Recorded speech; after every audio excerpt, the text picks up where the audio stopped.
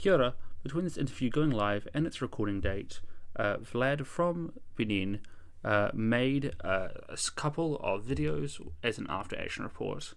This is linked down in the description, and I strongly recommend that you go and listen to it.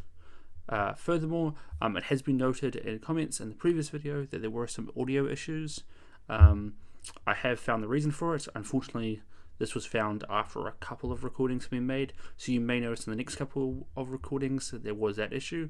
I believe I've now solved the problem, and will not make any more recordings until the issue is resolved. Enjoy the interview.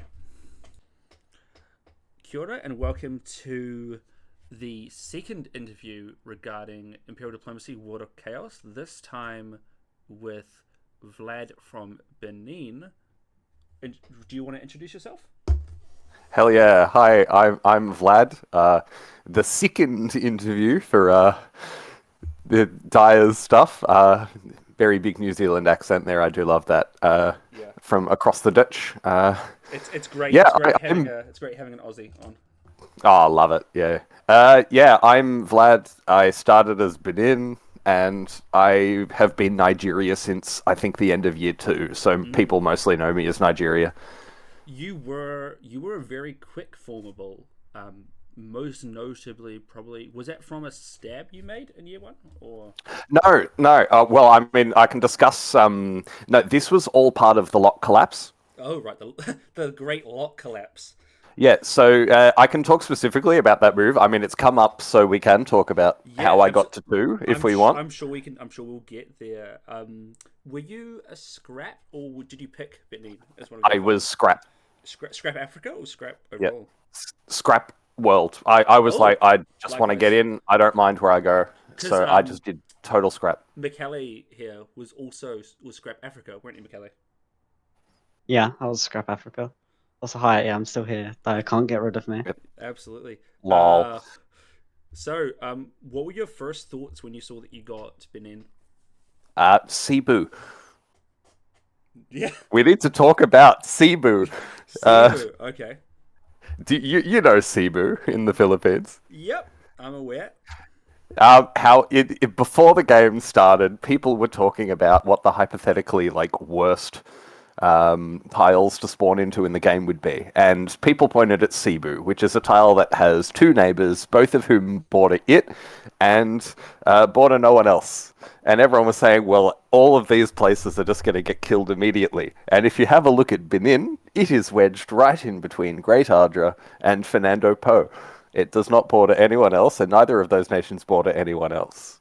And wouldn't you know, within the first minute of press opening, Fernando Po messaged Great Ardra and said, "Hey, Great Ardra, do you want to beat Benin's brains out with a baseball bat?" Right. That was 1 minute of press opening for me, was that happening. And so I was just all hands on deck, like, holy fucking shit. I have got to, do something here, keep this from working. Yeah. Fortunately, Great Ardra was like, I reckon we work with this guy. He seems pretty active, and I was going ham. I was like, we can't get bogged down in little tiny micro conflicts. Everyone will eat us alive. We need to work together and move outwards. And I was like, just don't die, don't die, don't die. Don't. Yeah, you were literally on reach mission survive. Yeah, absolutely. And because I was aware of some of the bigger alliances forming around me. Particularly, Locke was the big first one that formed. For context, this was all in Mahogany Hall at the start of the game because someone said, "How about Central Africa goes to Mahogany Hall?" And I was like, "I'm pretty center." Yeah, and we saw Locke forming in Mahogany Hall. We saw the Congo line forming in Mahogany Hall. We saw Western Death Star forming in Larch Hall. And we had the 3 of us in the little curve on Africa thinking... We were the tiniest alliance, I think, at game start. Yeah, and... Was it overall, or was it also just... I think on that first map we were tiny, and we were even tinier than before that first map from Emu, because we were originally just 3 members. Sao Tome was not online for the game start. Fantastic. Yeah, which was he wasn't there for like the first 3 hours or something, and in that time, me and well, I'll say Congo, but he was in Banza at the time. We'd already agreed to take Sayotome. Oop, that's a bit Yeah, awkward, right? When Hmm. they didn't show up. yeah, I think a similar thing happened for us in EG, in that we had all like because I had pinged McKellar, Axum, and Gondar like immediately went let's alliance, and then yeah. Axum never responded for like Oh, six gee. hours, and it was just a little bit anxiety of being like oh like we need Hmm. everyone in this group of four to be on side, otherwise we're screwed. Yeah, Yeah. absolutely. And people who are not online at the start, they will be chopped up. And because the other relevant person that was not online for the game start is Ualata. And you will know well why that is important. Yeah, Ualata I think had a very big game impact in West Africa.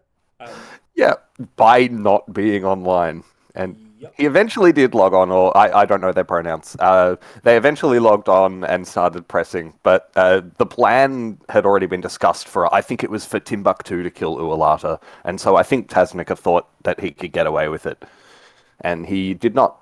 Yeah, I think it really. I don't know if it stymied like the Western Death Star progress or whether it helped them. So yeah, I've got a big point about that. So the first person to convoy over to South America in Western Drift was Great Ardra Oh, because they were the only available army to do so. because everyone And else was guarding their own dots, I assume. uh well, no, the I don't have the map for year one That's all moves right. or wherever it is, but the army from Western Death Star that was moving to the coast to get convoyed was Ualata. Oh right. And so when Ualata got killed, there was suddenly no more army to get convoyed. And all the fleets in the South Atlantic Ocean were WDS, but they were like, well, I guess we've got to get Great Ardra over there because, like, we were working together, but the Mm. bulk of the troops were Death Star. Yeah, it was interesting seeing you two alliances work together. Did you guys ever think about merging, or was it always just you wanted to stay separate? So there were tensions at the start of the game between Guinea Pigs and Western Death Star because originally Cormant in Emu said that they wanted to join us. Because we were, when we'd come together as three, we were like, hey, Cormonton, you should join as well. We're on the coast, and all of these landlocked alliances look pretty scary. And, I mean, people had already been pointing out Tasnica as a threat in the middle of Africa there. And so we were saying, Cormonton, maybe you should join us. And then Cormonton ended up going with Western Death Star. We were pretty unhappy about that. We'd made good plans with the Congo line. And so we thought, well, maybe we should attack Western Death Star. Mm. Uh, Wagadugu and I sorted it out, and that didn't end up happening. And uh, no, so I don't think there was ever going to be any real merger because a lot of our early play was predicated on being the balance. Because Locke and Western Death Star were terrified that one was going to attack the other. I think Locke. And I feel like Locke was like a cornered animal, and that it was afraid of everyone else, and so it was lashing out at everyone else. yeah, well, I Yeah. mean, Western Death Star were like, where the hell else are Locke going to go other than right into us? And Locke were like, where the hell are Western Death Star ever going to go except right into us? And so we were like hey, if one of you attacks the other, we're going to. Like, we were doing the hug box, like, from the start because we were three nations and we're like, hey, if Western Death Star starts marching east, we're gonna work with Locke here.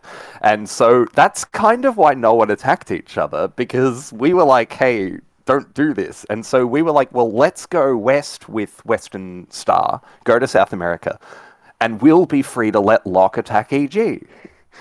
Oh, right. Yeah, I feel like at the start we had a similar thing with Cormanton with Wasangali McKellar, in that we wanted to get Yes. Wasangali in because of the Gulf of Tadora, and then Wasangali went, Yeah. nah, I'm joining Pirate Party, and we're like, oh, okay.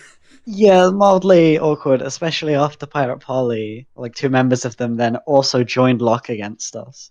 So Yes. the whole time we were keeping in good graces with specifically Wasangli. completely separating them from Pirate Polly in our minds. Like, no connection there. Well, what do you mean? No, they just hang out. Who were the two that moved? I assume Bunyoro. Was it? Yeah, Marigue, I think. definitely.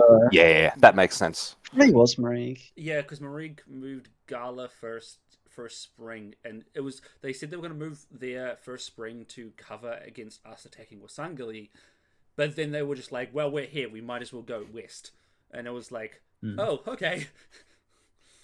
But Yeah, thankfully, that's Lock odd. collapse. Yes, Yeah. which was really the first big thing that made everything go on fire. Well, I mean, for us, Western Drift was the first big thing, and we were like, "Holy shit, we're actually doing it!" So we're waffling a lot. Have we skipped over stuff that needs to happen, or? No. I think what because obviously me and Michele are both East Africa, so we do. I had no idea there was this Kumantan drama or the Ulata drama. At Yeah, the start. this was is all like, new to me. I'm really enjoying this. yeah, It's great to learn about. Yeah. yeah, it was really with. I'd say the most important relationships I forged early outside. So basically, eventually, oh God, no, I'm skipping over way too much. God, with guinea pigs at the start, there was this issue after Ben got on the Sao Tome, and he joined up with guinea pigs. And at this time, we were looking at going one army, two fleets, because we wanted to be friends with Locke, because we were still kind of looking anti-Western Star at this point. Right. And Ben joined us, and he was like, "Okay, all three of you need to build armies." And we're like, "We don't trust you at all. You weren't on when this formed." And we were like, "Okay, no, so Ben's going to go a fleet. We need at least one other fleet because basically we'd gone from I was going to be the one to get Sao Tome at the end of year one, which I was like really attracted to that idea. I mean, The idea was second dot end of year one, no complaints, right? yeah. I mean, we had it basically mapped out. It was going to be me and Fernando Poe were going to build a fleet. Great Archer was going to build an army and work with Ouagadougou. Um, Poe was going to support me into Gulf of Guinea. Mbanza was going to walk into Lopez Bay, and Mbanza was going to support me into Sao Tome at the end of the first year. And Right. there was a lot of talk about, well, will Cormantin help with this? What are they going to do? And the idea was that Mbanza would then get St. Helena, Right. Yeah, which ended up happening. that sounds like how Mara planned. I'm going to be honest. Yes, So- the convoy over. I remember seeing that.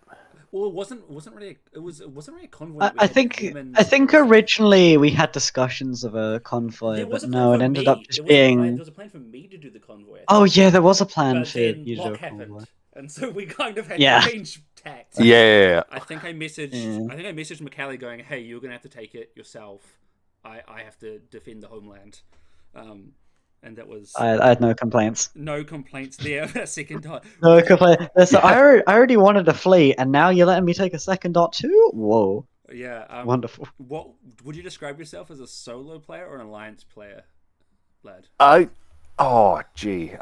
think I've mostly played pretty alliance heavy in this. I think when you spawn into a Cebu, like, you have no choice. Mm. There was no world where I was ever getting into either Great Ardra or Fernando Poe in the first year. And so I built the alliance, but I also wanted to build relationships with other people around me. And so, like, I think even though the plan with Mbanza to get Sao Tome didn't happen, it was important because then it forged that GP and the line were like best friends.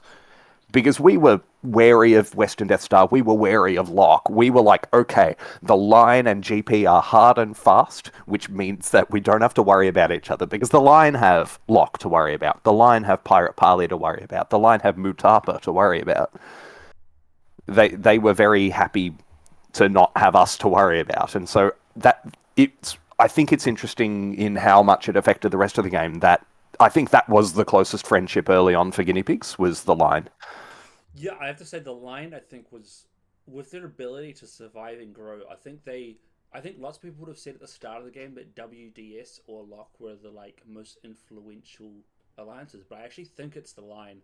I think the line did the most for Africa than I don't think any other alliance did. But feel free to disagree with me there. I guess it depends on when we're talking. because I think in the first year of the game, I think Locke were the most influential alliance. Everything basically revolved around what is Locke doing, and that ended up being attacking Evergreen, which meant that Western Death Star and GP and the Line, there were Line fleets in Western Drift. We could all go towards South America, and that was huge. That could happen. Obviously, the Lock collapse and the Tasnica stab happened at the same time, and they were both big events. That also happened along with the Mutapa collapse, if I recall correctly, as well. First year? Yeah, I think it was first year. Possibly, yeah. That's interesting because I remember like they fucking capitulated at the end of the second year when TCL went up +4. Yeah, because Benguela. Yeah, Benguela just walked into fucking what was it like Delagoa for free? Yeah, or... it was wild. Yeah, like how I have no idea how that happened. God, I'm jumping around so much in terms of what matters. I've got like a list of questions, but like literally, you go with what you want to say. Yeah. What you did a lot of stabs this game. We can be pretty clear. We can be pretty clear on that. How many stabs have I done this game? Well, in terms of Africa, I think you did what 3, 4 overall, maybe. I don't know that that's true. Ooh. In terms of flips. Well, sure. Flips are completely different, right? Yeah. I think so. The first stab I did in this game was killing Agadez. That was when, after Agadez had been subbed out, and the old Agadez player, Tim, had figured out a way to negotiate himself into Tripoli and be friends with Ligma. And the Butlerians, I think, were around at that point as well? Yes, they were. Yes, and Tim had managed to negotiate his way into Tripoli, which I have no idea how he managed to do that. He was like our Europe guy at the start. Tim got subbed out, replaced with Red Oak. Lovely guy, had only good chats with him. And then you stabbed the shit out of him. Well, yeah, so I think this is an important moment from my game, was this stab.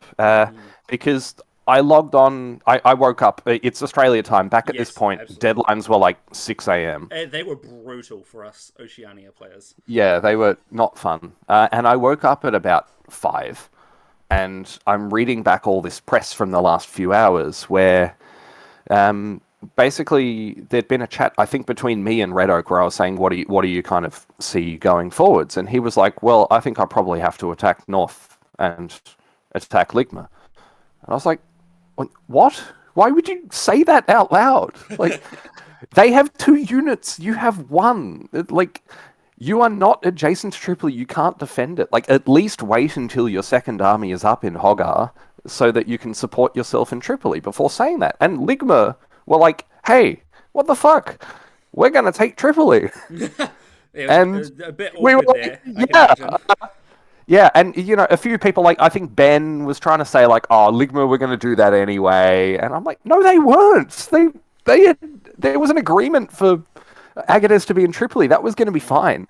And instead of then going, okay, I've screwed up, you guys take Tripoli, and I'll figure out what to do back in my alliance, he then started talking about attacking Mamluks. Which was when Mamluks, I think, was at its height of its power. Yes. Yeah, and Mamluks and I had not had a good relationship up to that point, because I'd been calling out some of the manipulating in press. In a relationship with Funge, or not? Then whose relationship with the Funge? Worse than Mamluk's relation with Hawara? Well, yeah, so interestingly, at this point, when Red Oak was trying to organise an attack on Mamluks, he started talking to Funge. who was very happy to. And suddenly, I'd been trying to get Funge to attack Mamluks for like 2 years before this point. And he was like, I'm not going to do it. And then suddenly, all it takes is Red Oak saying, hey, Hawara, go north, we're going to attack Cairo. And Funge's like, okay, sure, let's do that. And I'm like, okay, this is going to cause a lot of things to happen. And I think if Ligma are pissed off with guinea pigs, then Ligma and Western Death Star are not going to get on, and Western Death Star might attack us. And I was looking at it like, oh god, this is going to be a bit weird. But I also looked at it, and I thought, that's a free dot. C Like there was dot, T definitely dot, part of me. huh? Yeah, I mean, legitimately, I think in my void I wrote like excitedly. I was like, I think I have an excuse to get to 3. Like, I was like, I think I can defend this. It won't be seen as awful. Little did I know. So right after those orders happened, there was a break day. Break days were sometimes the Yeah. best for players and sometimes the worst. And I think I don't know if this is true, but I think without that break day, I don't have to give up a dot. Right. So for context, I made a big old slideshow after this stab because a number of people were pressing in the public square about my stab, and I wasn't able to defend myself. And well, okay, I'll say who they were. Fernando Poe was saying, "Okay, Guinea Pigs is dead" in the public square, and I'm like, that's press. Yeah. Also, you haven't heard me explain myself. And Warsangali posted a picture of my move and said, "Western Death Star, you know where to go," which is absolutely press. Yeah, I believe they did get a warning about Y- that. Yeah, I made sure of that. Yeah, I was not happy. And I was absolutely. like trying hard not to press. I was like, if I'm not able to defend why I did this, then I'm implying that I had a reason in saying that, like, which is a bit dubious. But yeah, I was like, no. At this point, Tim had been subbed out, and all of the mainland press being done by GP at this point was me. Right. And I felt like in all my negotiations, I was able to talk to I was able to talk to you, I was able to talk to Makuria, I was able to talk to Benguela, to talk to Pango, to Mbanza, like negotiations about the PP coalition, because this is going on when we were all killing PP. It felt like every single chat I was the only one from GP in these chats. Oh, right. So Like I don't know how you you saw felt. negotiations at that time. Well, yeah, that was a complicated time because I don't believe Wasangali was in EG at that point. So I think at that point I was No, still the lead negotiator for yeah, EG, and that was me trying to stop Hawara slash Funge from just starting wars because yes. it was also the very start of the PP coalition, where things were a little bit fractious. I think generally the coalition against PP went up. Like we were really strong at the start against PP. Like we had lots, like everyone was working together. It dropped a bit when we started negotiating over dots, and it went back up again. But yeah, that I distinctly remember having to deal with the aftermath of Hawara negotiating with Red Oak, and I do remember being a bit grateful that you stabbed. But Yeah, I was like, this is just like shit's gonna break out, and I was like, I feel like people should see that this was the right move. But the break day happened. I wasn't able to explain this. Ben wrote a poem about my stab. And was like, because so guinea pigs, we had this big mythos about the Gulf of Guinea. We were like, so fleets are never allowed to go into the Gulf of Guinea because they will sink, like a Bermuda Triangle kind of I thing. think that was the same thing with EG in the Gulf as well as Yes, GP. yeah, absolutely. And so the whole time Ben was like, "Oh shit, Vlad's going to build fleets. He's going to kill everyone. He's going to come for me. He's going to take Sao Tome because he was off in like fucking South America somewhere with Sao Tome just open." Right. At this point, he thought I was going to kill him. Fernando Poe was saying that everything was dead, and I think without that break day, that I'm able to keep my third dot. And the reason this is important is because if I don't have to give up Benin to Fernando Poe does not get off the stab on us that he did. Interesting. So that was that you think the biggest, like, I mean, it's probably not the biggest what if we had during the game, but it was definitely I the mean, most there were critical so moment. many. Do you have any Because yeah, regrets? oh, I, A stab you feel like I you do should have not done? regret. I do not regret attacking WDS. So that yeah, if we're talking the Oh, stabs I did, yeah, the other one was taking Timbuktu and dotting that and starting that war. I do not regret that at all. I think the thing I regret was not wording up Fernando Poe enough about it. Because yeah. what I gather from press, I'll see his void after the game, I'm sure. But Mm. my read is that he was getting a bit bored, and he was He like, was nothing's Hawara happening. ready. Yeah, these guys are never going to attack Western Death Star. These guys are never going to attack the line. And because I think the bulk of GP tactics were unsaid. And the three people that really were governing this were me, Ben, and Meme. Right. And that we all knew we wanted to do stuff. But in particular, I think Ben and I had a really strong... we were on the same page about a lot of things. And so I knew he was going to attack Western Death Star when I was going to. I'd been trying to set up that attack for ages, and I thought, okay, if we can do this and I can get Fernando Poe to move, I think it was out of Oyo and into Adja, we were going to have, like, I was going to have armies in Timbuktu and Busa, Poe was going to have an army in Adja, Ben would have his fleet in Cormant, and we were going to have an absolutely dominating attack on Western Death Star. And it was the one attack we could do that didn't breach the fucking three-way alliance pact. Like, the three-way alliance pact that I think probably caused the most negative press in I think 1 year. yeah, and because I know your thoughts. you know who asked for that pact, right? It was me, I believe. It was EG for sure. I think Mercurio was doing a lot of the asking, but for you as well. Yeah. Because, it worked out for us. well, I mean, yeah, let's talk about the PP Coalition for a bit. Because if you look at the map, what did we do? I don't actually think you did anything, but I think... Like, we supported TCL into, like, Azande and Bunyoro and stuff. So we did things on the map. Azande bits, but apart from that, you didn't really do anything. But I think... Yeah, and so when I was... I looked at the map at the end of year 2, and in this year, oh god, we're skipping over so many important things. I thought we had absolutely gotten away with murder by saying, hey, all of these dots that belong to Locke belong to us. Don't you start. That was...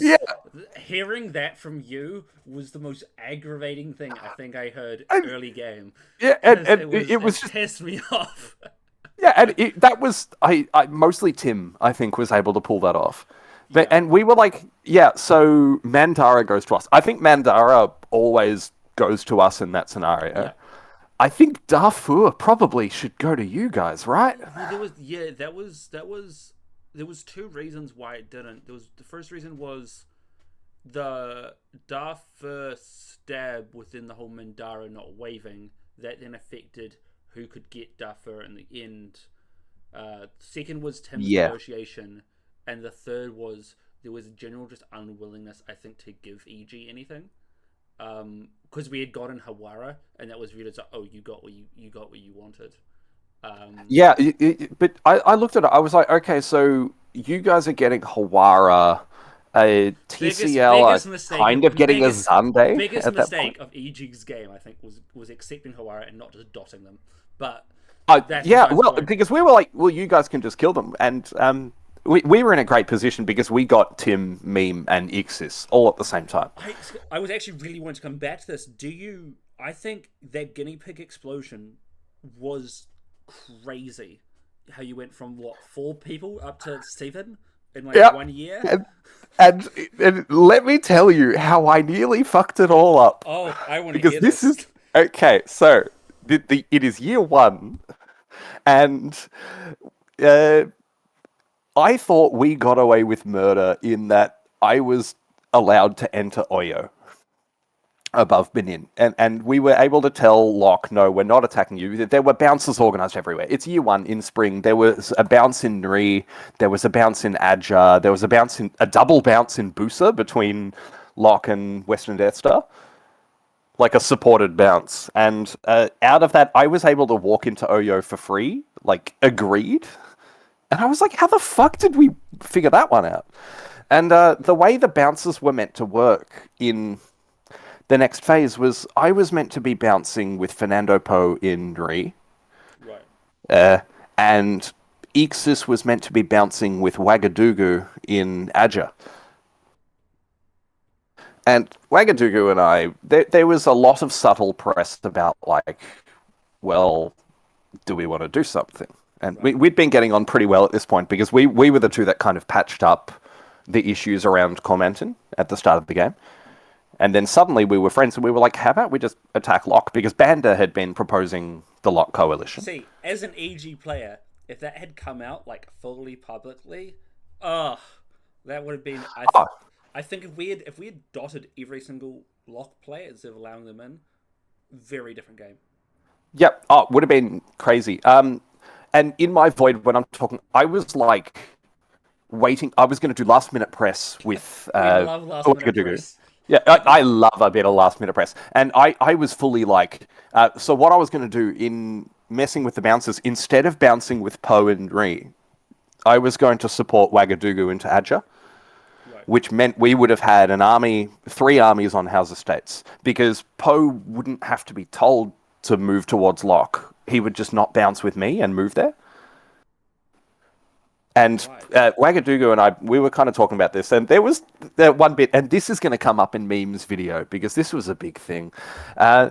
When I was trying to gauge whether Wagadugu wanted to do this or not, I said, oh, don't worry, I support you. Oh. I mean, I support the bounce. And I said the word support, just saying, oh no, I support you. And then Meme sniffed it out fucking immediately. And he posted, he was like, oh god, no, I need to be on for this deadline, don't I? Sorry, I'm getting paranoid. I need to stop watching the whatever show he was watching. And he was like, oh, because people are talking about supports and things. And I'm like, oh fuck, he knows exactly what I was saying. And I was like, what supports?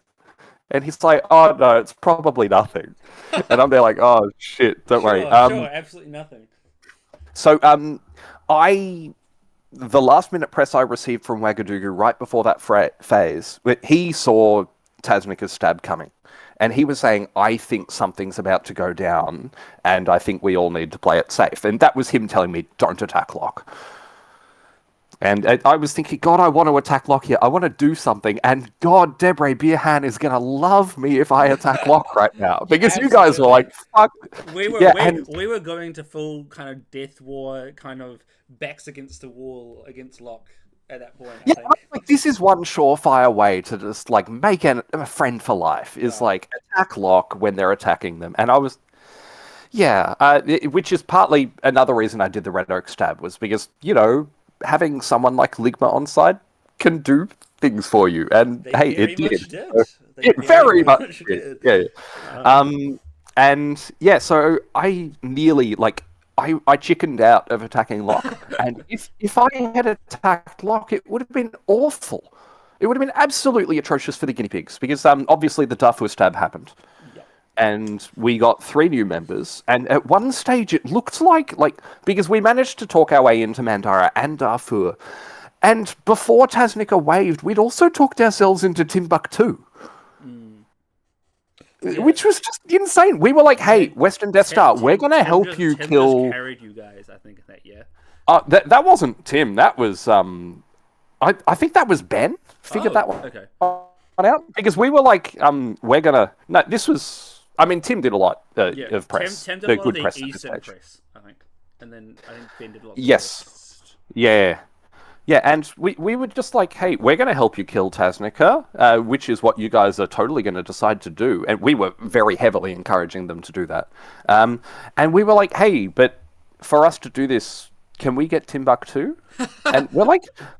what? And I don't know. I think Arguin might have agreed to it, and then a couple of other people looked at it, like Theo and commented, and was like, "Oh, why did we agree to give GP Timbuktu?" And I woke up. I'd seen this chat going, which was like, I think it was between Tim and Arguin, and they were like, "Yeah, so maybe I can walk into Timbuktu here." And then when I woke up and saw all this press, I decided to just act like it was agreed. And so when anyone was asking what was happening about Tasnica, I was like, yeah, we're going to help them kill that in return for Timbuktu. And everyone just was like, okay. I was like, what? Like, how the fuck are they agreeing to give us Timbuktu here? Like, that is very much a diplomatic coup you pulled off there. Well, except it didn't happen because Tasnica waved. Because of the wave, Yeah, so, but we were looking quite good. It was like, what, we're going to get Mandara, Tim's going to get into Timbuktu, Meme's going to get into Darfur. We're going to be sitting pretty, like... And, Yeah. Sadly, not to be come the end of the guinea pigs. Well, yeah, and so here's I guess where I can talk about how I got to 2 dots here because the lock collapse was all part of this, and we took a vote as the four of us as to whether to accept the three in, but we accepted them in on the condition that the original four guinea pigs still kept power, like voting power, and we were like, okay, I did notice that when you were talking about like plans for the next year. I remember there being a lot of press about like meme going, I want to do this, but I don't have any votes. yeah, because we were like, meme's gonna do meme stuff. He's getting a dot here. He should be happy. Like, we thought he didn't want to be in lock. Like, lock just happened around him, and I know he said Locke was designed to keep him there almost. well, lock was designed to keep him there, but also the issue was that no one in lock did anything. And it was literally like the only person making decisions was meme. Yeah. He was the one and who that was decided to go east in the end. Yeah, yeah, he was the only one who made any calls, and he was uncomfortable being in that position. The only lock presser was Agadez, really, at that point. Yeah. Like, all of the press going on. I remember in the West, we were like, okay, we'll talk to Agadez, who managed to... I mean, God, I got on very well with Tim, but God, Tim could get into fights. And Tim and Great Ardra fought a lot at the start of the game. Right. And I was like, oh God, no, please, we want to be friends with this person. And then he ended up joining our side. So we were like, okay, he's a friend, and Great Ardra's over in South America, so they're not going to fight. I mean, a win's a win, right? Yes. So anyway, we were like, okay, so we're going to go and do this. We're going to get 2 dots. And I think this is part of how we forced Darfur going to us into the public consciousness, was we were like, well, 1 dot needs to go to the original 4 guinea pigs, and the other dot needs to go to the new 3. I remember that, yeah. And I remember thinking, that kind of makes sense, but at the same time, I really wanted EG to go a little bit more. But we had also grabbed Mara that year, so we were kind of already going up too. Yeah. I distinctly remember your press around being like, I think I'm just resigned to the fact that I'm not going to get what I want. Yeah. And I was like, I feel so bad for you. Like, I mean, that was also the point where like I had burnt myself out in that first year, so I was very much taking it a little bit more slower, and I think that did affect my press in that position. yeah. But also I think like you guys had been saved from the war. You guys were pretty happy that Locke weren't deathboring you anymore. Yeah, we were happy. Yeah. Yeah, and I was trying to build that relationship with you in particular to have good press, but I was also like, but we're getting Darfur. Yeah, absolutely. I mean, I think something else that has been noted is at the same time Arrakis was forming. So EG was, I have to admit, even though I looked a lot at the press there about Darfur, most of my press was focused on Arrakis. Was trying to figure out what's going on there, because is there still avenues for extension? But you guys getting Darfur, I mean, honestly, in hindsight, it didn't really affect EG as much, because, I mean, obviously having Darfur would have been great, but at the same time, meant we still stayed quite concentrated, which I think helped us when we went up against PP. Yeah. We didn't have like multiple flanks to protect. I think the real issue for EG that could have come would have been that Meme could force Hawara. But since you guys didn't care as much about Hawara as your core group, Yep. I think it sailed a bit better. Because in my mind, I was like, okay, we're going to take Darfur, and then we've got a whole lot of people we can attack. Mm-hmm. We can go against EG, we can do whatever. So the idea was that Meme needed to walk into Darfur to take it. And so in order to keep Darfur, because we knew that both Azande was doing all the puzzle stuff. Yeah. Gabriel was being forced east. We were like, someone's going to attack Darfur. So the original plan when we were talking about what was going to happen was that Fernando Poe was going to walk east and walk into Mandara, and Meme was going to walk into Darfur. And we're like, okay, so everyone stays in their home dots, and then 2 people just grow. I pushed for a different plan, A little bit more which aggressive, some would say. Well, no, not a more aggressive plan. this plan was for Ixis to walk into Mandara and take Mandara, because if Ixis is in Mandara, he can support Darfur, and Meme won't get attacked. Oh, but that means that someone needs to walk into House Estates because Oh, but who's going to volunteer for yeah, that? exactly. Yeah, and I was like, so instead of Fernando Po going to Mandara, how about Vlad walks into House Estates? Yep. And so the idea was Ixis would move because we needed one to go to each half. And I remember Fernando Po he hadn't really done a lot of press by that point. Like he was around a decent amount, and he made the logo, and like we loved Fernando Po, but he wasn't doing lots of press at this point. And so I thought, well, if I say I'm getting a dot, not him, he's not going to really fight me that hard because then everyone will say, oh, well, you're just thinking about the dots. I'm thinking about strategy. Yeah, I mean, on that, yeah, similarly, I do have to absolutely give a shout out to Michele for the other ones who designed the Evergreen logo right at the start. And Yes, I think we were brilliant. also the first African Alliance emoji. But I could be Oh, wrong. yeah, quite likely. I think so. And then I think Lock was a close second. Oh, well, I mean, Locke just used the lock Yeah, it emoji. was a Like, bit boring, let's be honest. yeah, obviously they deserve to be blown up. I say that Agreed. now as a As a Lock new member. member of Locke. Yeah. um, yeah, if you could say your like top three favorite players of the game overall, who would they be? Oh, gee. I think the player that, in my perfect world where everything went well and things happened, my favorite player to play with was Ben, was Sayotome. And the two of us were on the same wave. We were making moves. We were never like, really interacted with Ben, but whenever I did, it was always positive. Like yeah. I don't think I ever had a negative press with him. No, Ben was great, and the really good thing about it was that because Ben was over in South America, Ardra had very interesting press sometimes, and managed to pull off some miracles, but also managed to piss off people when he didn't need to. And so having Ben over there was really good because. I mean, don't get me started on it. This whole South America thing's not really my remit, but I'm definitely Ween Hayek. I'm looking forward to talking to Ween Yeah. about that because I've got to be honest, the collapse of Western Drift was fundamentally such a Yeah. shock. It just came out of nowhere And for me. so for me, the big thing that happened there was that Ween Hayek was absolutely like brainwashing Great Ardra. Of course.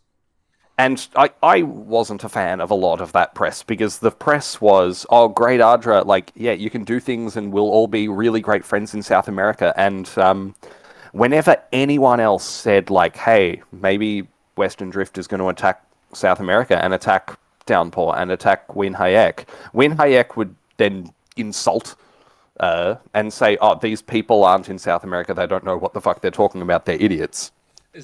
And is this South American pal? Foe, yeah, Foe, absolutely. I always forget about Foe. Yeah, Foe was brilliant. Right. Okay.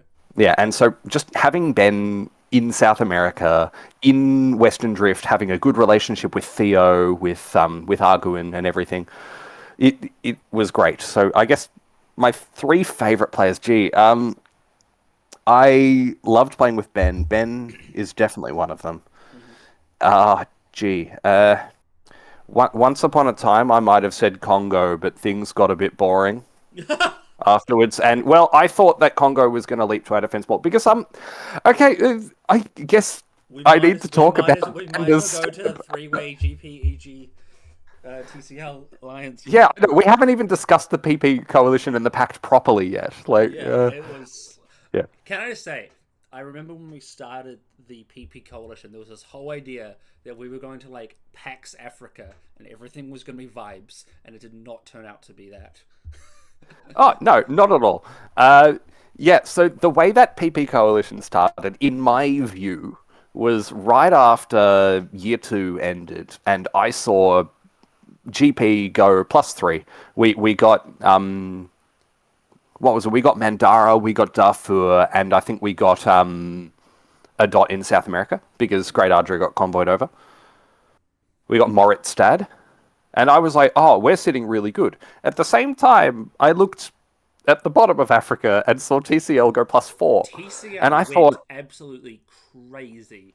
like, Mutapa just collapsed. Like, Mutapa what the hell happened? Mutapa was this big scary thing that just never happened. Mutapa could Yeah, have absolutely swept us by being just a corner power, and they just didn't.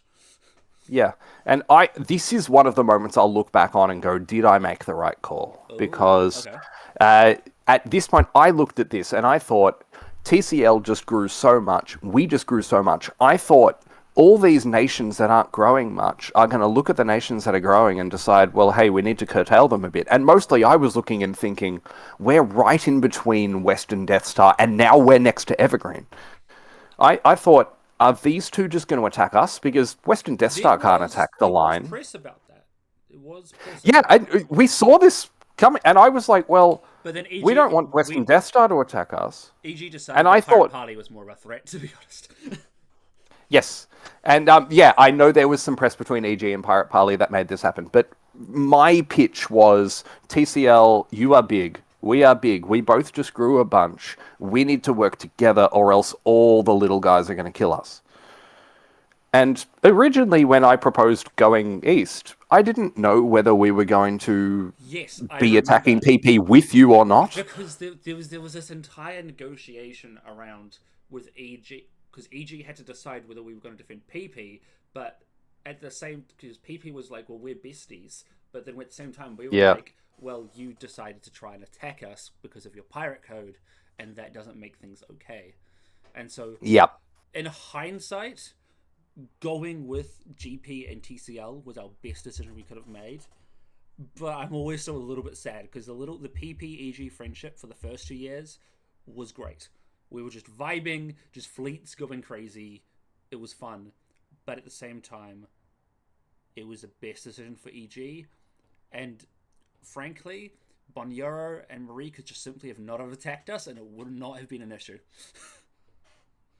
Yeah, absolutely. And in my mind, you guys could have attacked Cairo, and no one seemed to be talking about doing that. At that time, Arrakis was a threat to us. Arrakis wasn't. Yeah. Arrakis was not to us the psyop that it was. Yeah. Because at the time we were also more focused on dealing with Yemen, because obviously Yemen had grown at that point to I think 3 dots. Yes. And so they were, that did happen. I think they built a fleet at that point. And so they were a little bit more of a threat. Pirate Parley, they, with their whole voting system, which was hilarious, and I loved it for them. Yep, but at the brilliant. same time, like, yeah, I think they focused way too much outward press instead of focusing African press, and that really held them back. Yes, like, I hadn't really spoken to anyone from Pirate Parley. I'd had a couple of chats with, I think, Mogadishu. By that point, who was the admiral at the time? Yes, but they really didn't try enough, and I think it was important for people to build individual relations between the different alliances. Like, for me, I had Ouagadougou in Western Death Star. I had, originally it was Mbanza. It then ended up being Banda before she stabbed, and then ended up being Benguela. Yeah. The Banda fucking stab. You and Benguela, I think, had the most enemies to lovers like relationship I've ever seen. Benguela? Enemies to lovers to enemies, back to lovers by the end. Maybe we weren't ever really enemies at the start. I think not maybe not mid start, but definitely around mid game, you guys were not gelling as well. I think. Oh, what? Are you talking after Poe's stab? Yeah, or after Poe's stab. Okay, yeah, and that bit of the game is where I think I did not play very well, and you were trying to play for your self-interest in survival, which seemed to be, I think, your entire game. You were just playing for survival. I think when GP started rolling, I was really looking at the alliance play and getting GP to attack someone. At one point it was going to be the line, at one point it was going to be Western Death Star, at one point it's going to be EG. At one point it was going to be EG. Like, there was a lot of things on the table, and the fucking pact between the three of us made it so difficult, because of course you guys put the pact in because You guys didn't want to be attacked. Well, The first use case, we wanted to go bully Arrakis. yes, and you didn't want us to then immediately attack you after we killed Parapali, which Yep. we probably might have done. Like, I mean, who Probably. knows? There were universes where that was going to happen. Obviously, the first use case of the pact was when Banda stabbed us, which I guess we can talk about now. I have absolutely no idea how we managed to convince TCL to turn around. I think it was PP. I think it was Ravanala. They were also worried about you and I, like India, at the same time. Yeah. And I think there was a lot more going on to the east. And then you guys were willing to de-escalate, and Yeah, and not attack. And Banda just got kicked out and kind of just got ignored. I think for a year, and that kind of just Yeah, which solved was the issues. wild because Banda was dominating the press for TCL at this point. Absolutely. And in EG, I had you to talk to. In TCL at this time, I was talking to Banda, and this is where I think it was our close relationship with Mbanza that made this work. Yep. Because Mbanza and Soyo by proxy, who wasn't very active but was good. Was this pre-sub? This is yes, well pre-sub. Yeah. Yeah, and Congo is the player I'm talking about, really. Yes. And it was the fact that we had this close relationship from talking about Sao Tome at the start of the game, and that all the time we were like, our two alliances are the best friends, nothing's ever going to come between us. And so that made TCL go, well, hey, we're going to kill Banda. Because it was Congo that got supported into Mandara. And because Banda threw on the hostile support, Banda didn't walk in, it was Congo that went in. No. And oh god, I need to bring up it only happened because I misordered the phase before. Yeah, God. I remember you had that misorder, and I remember you kicking yourself for it. I think at the same time there was also the weird Mandara trying to keep Mandara alive thing that was going on, which I believe was based off you guys trying to be nice to Gabriel the sub, and it was based off us trying to get Gabriel to wave, which happened. Gabriel did wave, I think, in the end, right? Yes. Yeah. Yeah, and basically as a reward for waving. Marley waved, wild. Yeah. Yeah, Clay, and that's why I made the Waivers Alliance, because I also waved after my stab. Right, on Red. And so I was like, hey, Gabriel, Tasnica, we're in the Waivers Alliance now. Like, yeah, I absolutely agree with you, though, that personal relationships definitely affected it. Like, at the start of the game, we had, like, me and Wasangali did a low cooperation for the Mara. Yep. Because I needed Wasangali to support us into Mara for the start. Because obviously, it was going to be a convoy. I was going to go there because my plan was, I'm going to be a really good alliance player. I'm going to basically do an Eastern Drift, go into Arabia, trust that I don't get dotted back home. And that was my kind of plan to make EG a bit more harmonious instead of its normal, like, everyone's armies are next to its dots. And then obviously I had relations with you and Tim, Agades, and then I think I was talking to Sao Tome as well the most at that point. Banda, not really. TCL and EG didn't really talk as much. We kind of talked through PP, I'm going to be honest. PP, because we had that weird ambassadorship with PP, where me and Wasangali would talk, but I didn't really talk to anyone else. There was that good disconnect, which I think did actually mean I felt a lot more comfortable going against PP. Yep. And they kind of ended up as the odd one out, because right after that year 2 stab, there were the 5 big alliances in Africa, and I thought everyone's going to attack us. So I went way out on a fucking limb doing this, and I was terrified that I'd ruined everything, because I went, we're attacking PP. People should join us. And I think I remember me having a message going, but you guys aren't even next to PP. Yeah, well, I was trying to tacitly kind of... Yeah, I was thinking, well, we're going to attack PP, and maybe also EG? I don't know. But I mostly just wanted to make a call. It was complicated. Yeah. I agree, though. There was needed to be a call made in Africa, and that was the call. Yes, and if you'll remember, it was me and Banda were the two that were starting this war. And Banda, basically the whole time, as we've now found out, was setting us up to fail. And Banda was saying, well, yeah. And Banda was saying, well, you guys need to attack EG if this is going to work. You guys attack EG, we'll attack PP. And we were like, I don't know if that really works. And so it ended up being that didn't happen. We would have stalemated, I think. I think we worked it out. It was just Yeah, mate. It was just I think it was just gonna hit a wall, and like maybe I can get some stabs off in that scenario, but it's not great. So, yeah, exactly. Like I'd already grown to 2. I didn't need another dot immediately. So, doing something where we actually work together. Oh, can we talk about UNI for a second with the PP Absolutely. coalition? That Yeah, was because interesting. Yeah. yeah, because we were like, okay, the 3 of us are going to kill PP, and Yeah. then I must have been Warsangali who was like, hey, you and I'm working with some of you guys here. Uh, can you please defend my alliance against everyone? And so I think it was Cochin was the one that we were talking to mostly about this, Yeah. and Cochin then started saying, hey, everyone that's attacking PP, why are you attacking PP? And we were like, because they're there. Yeah. And you and I were like, okay, can we get some dots too? Like, I think it was so interesting because India added this separate perspective because we had the whole Africa united, the whole like Africa. Everyone in Africa hates everyone else in Africa, but we hate everyone else outside of Africa more.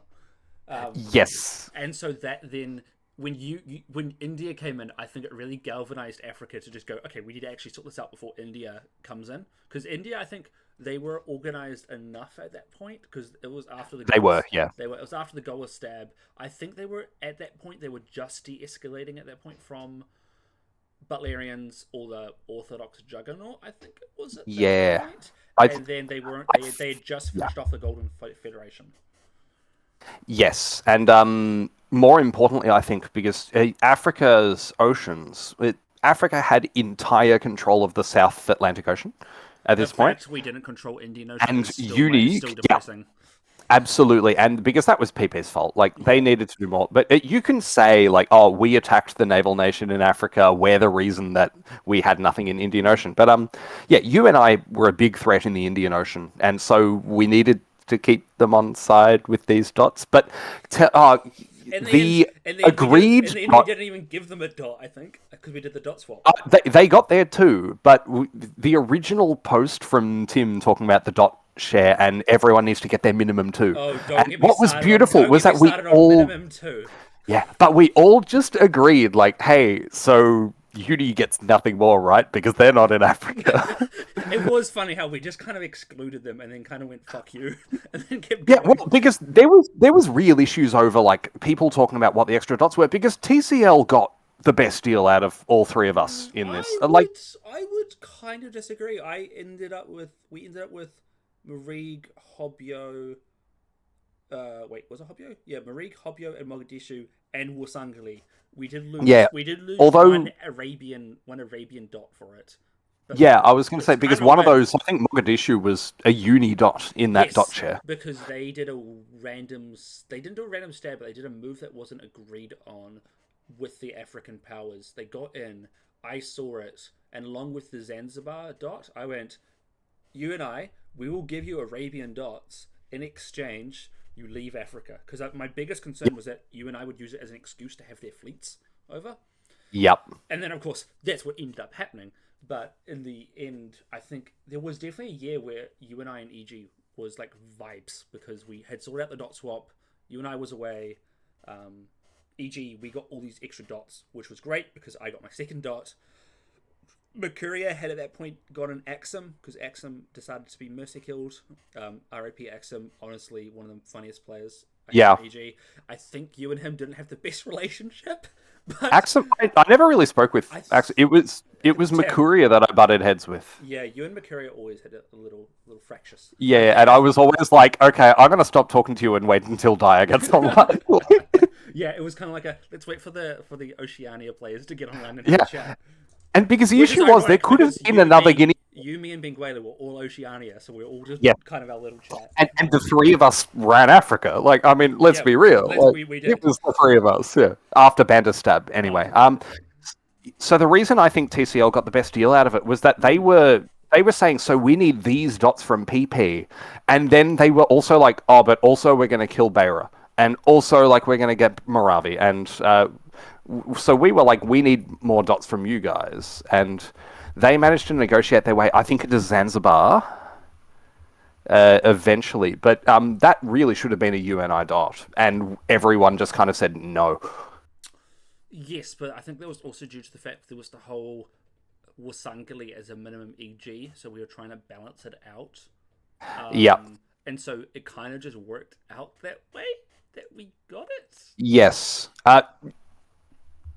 Yeah, of course. And we were trying to say that Gabriel getting a dot would mean that this was before Gabriel joined Pirate Parley, and Gabriel might have been joining TCL. I mean, he tried to join all of the alliances, but That is definitely a question I'm going to be asking yeah. Benguela is about Gabriel not to joining TCL, because I think that would have been a very interesting change in dynamic in Central Africa. Yeah.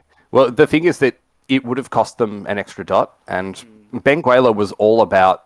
Well, I saw something interesting from Benguela a couple of days ago, which was them saying that the reason they were in favor of Banda being killed was that it was one fewer player that had to get more dots, and so yes, they I saw could keep that. growing. I thought that was incredibly based, but yeah, and because that's why I killed Agadez. I was like, well, that's another player in the middle of Africa that we don't have to get dots for. It worked out for us in Exum, frankly. That we did. Honestly, you guys getting that. Yeah. It basically meant Mercuria didn't stab me, and I was very happy with that. Yep. Because I thought for sure Mercuria was going to do something. I was waiting for the EG stab to happen. It didn't happen. And well, the EG stab did happen. It was just from Hawaii. Eventually. Which was a complete nothing. Moving on to go on. Yes. What if... So you of course, were a scrap everyone. If you could have been on a different continent, which one would you want to be on? Do I have to pick one? Or? Yeah, if you want to pick one.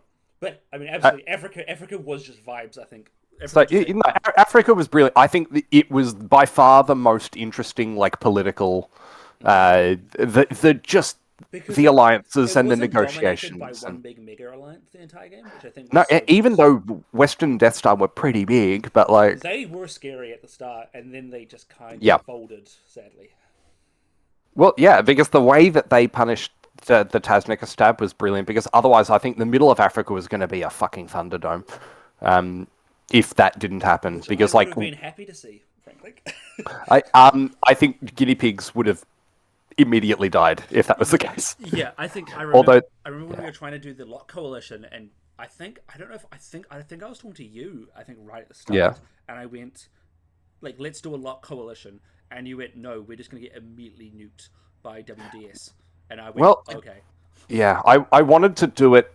If we were going to do the coalition on lock, I wanted to do it without saying we were going to do it, because otherwise they force themselves into the provinces next to us, and we can't walk on them, and we're bogged down, and then Western Death Star will move on us, and, it wasn't all going to work. But so I wanted to do it with us getting the jump on them.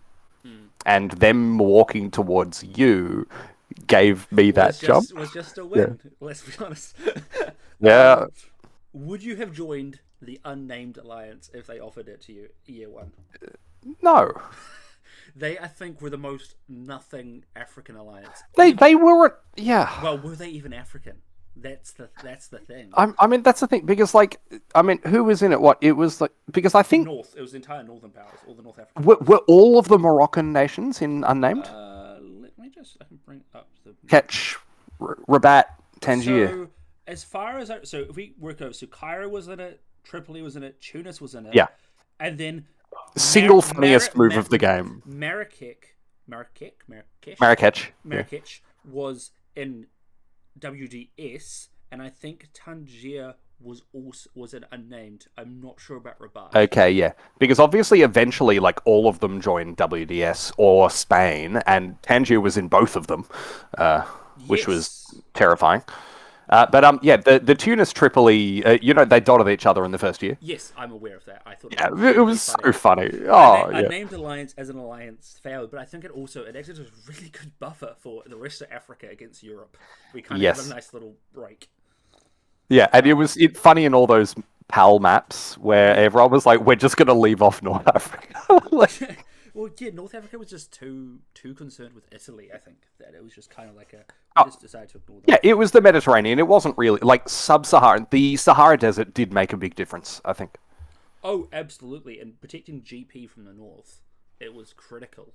And Western Death Star. And Western Death Star. It really slowed down any Ligma attack. And Yeah, exactly. And I was inhabiting a lot of those Saharan dots for some of the middle of the game before the post ad. So, As you did. What yeah, was your I was in favorite? Hog Iron. What was your favorite alliance you weren't in? Oh, gee. Like, if you could have joined one alliance, what would it have been? Like, discounting your center's position. If you like, just for the vibes or for like the gameplay. Wait, do I have to pick an alliance that I haven't been a member of? Because I've been in like so many now. That is actually probably something to reach. Like, how many did you end up in? Like, let's discount this last Okay. year because it doesn't really matter. The last year is a bunch of Yeah. games. So, Okay, so in that case, the only alliances I've actually been in are GP and Ligma. Then. You definitely flirted with WDS and TCL for a little bit. Yeah, so that whole that's a part of the game that I just cringe looking back on because I played it so badly. I was in a bell of the ball situation where it looked like Poe and Western Death Star were not going to work together against me and Ben, which was one of the things that was possibly being discussed. It was this big triangle of there are these three powers. Who's going to work with who? Two of them are going to work against the third. And I got on and looked at it and saw Western Death Star hard pitching for me to join, and I was like able to negotiate, like, okay, but you have to leave me alive You were almost in you were almost Timbuktu. in Western Death Star. Like, you were on the They were edge. very close, but Wagadugu, Said yeah, no. he was Did they say no really. to you? Wagadugu didn't say no. They didn't say yes early enough, and I took the Poe deal because it was on the table, and I saw more dots out of it, and. I ruined my best of the ball position because I should have just waited. I needed to just let everyone keep offering me better and better deals, and You could have then joined also at that point, to be honest. it was on the cards, but I don't think Western Death Star would have liked that because they were about to go to war. I think there's a reason why WS really wanted to get you on side was that they were worried about you becoming Ligma at that point. Yes, and that was one of Wagadugu's big things because I'd literally just stabbed them, and they were like, "Okay, we don't trust this guy," and you know what? Fair enough. I played that awfully because I declared I was like, "Okay, I am siding with Fernando Poe," and that just burnt everything because I had been trying to organize the coalition. It turned EG, TCL, and WS all against you. Well, because I'd been, which is bizarre because the reason I did it was we should have had you join EG.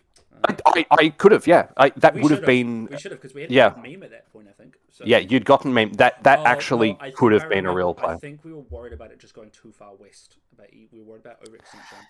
Yeah, but it could have involved, Also, me McCurry coming back. McCurry would have said no. Yeah, although McCurry and I, like, towards the end of the game, like, we've been getting on a lot better. So, No, absolutely. so Which alliance would you have joined? Or which alliance do you wish you had been a part of? Which alliance do I? Do you think you wish you were the Masuli of? No. No. I mean, no, that whole everyone feed dots and get points and stuff. It's like, I think the player that it would have been fun to be. I mean, I have loved playing in Africa. I wouldn't trade it for anything else because I think somewhere like South America was boring as hell. And even though North America, again, boring. Yeah. I think I don't want to pick one of the ones from Africa because I think all of them would have been great to be in. If I'm looking at ones around the world that seemed like they were having a fun time and having good vibes, is the Pirates. In the Caribbean? I mean, you did press enough, so I think you would have survived. But yeah, I think so. And obviously we were at odds with Pirates for bits, but I do think actually every single alliance in Africa, maybe from year 3 onwards, would have been like you had TCL, who was obviously having a rampage in South Africa, going west into South America. You had WDS and GP, who were going into South America as well. EG, which was just vibing. Pirate Parley, who frankly they did have a good time before they died. Yeah, no, they were vibing as we saw in Slander number 1. Yeah, until they died, but that's beside the point. Yeah. Exactly. Who was the player who you were most sad to see get dotted out of the game? I mean, are all my answers to these questions going to be Ben? Like, yeah. Ben just got dotted, and I'm sad. But Ben also kind of stepped out. Got dotted? Yeah, Ben had kind of checked out Yeah. of the game. I I mean, was sad to see it's been Ixis 11 die. weeks. It's been 11 Yeah. weeks. I'll answer with Ixis and say I was sad to. Actually no. I'll say Wagadugu. Mm. I think it was. I have Taznica clearly very very good player, and my fatal flaw is that I see exactly what Taznica does and how he You were calling talks him in out on press. it.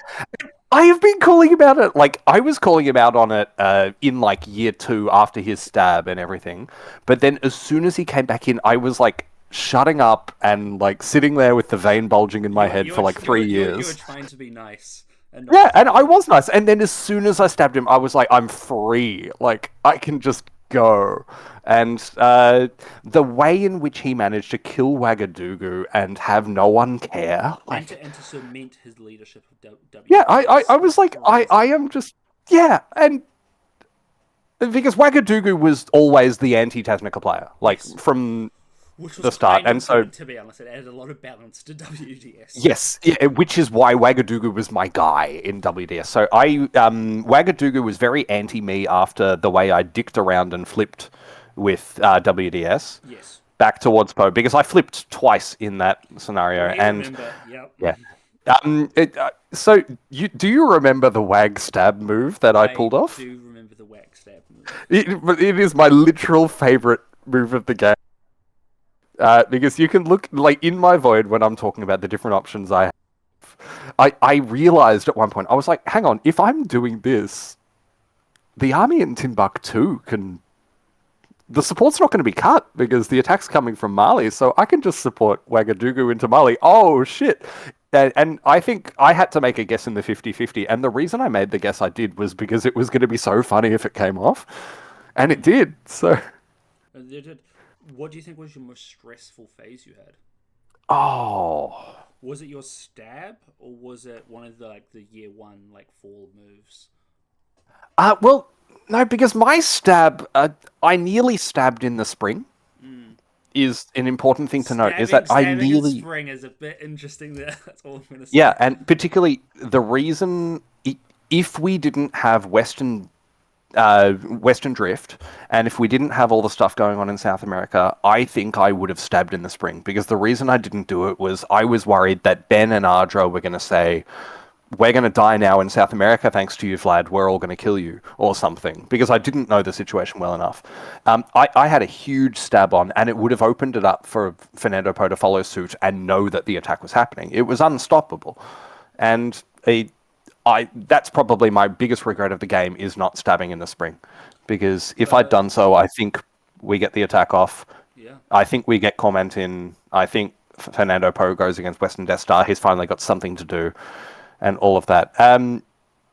But yeah, I did that support on Wagadugu into Mali because Taznica is a good player. And I thought if Taznica grows dots here, because if they're killing me, Taznica is going to be the one to get my dots. So I'm going to get Wagadugu up to 2, Taznica down to 1, and that'll put everything in a lot more balance.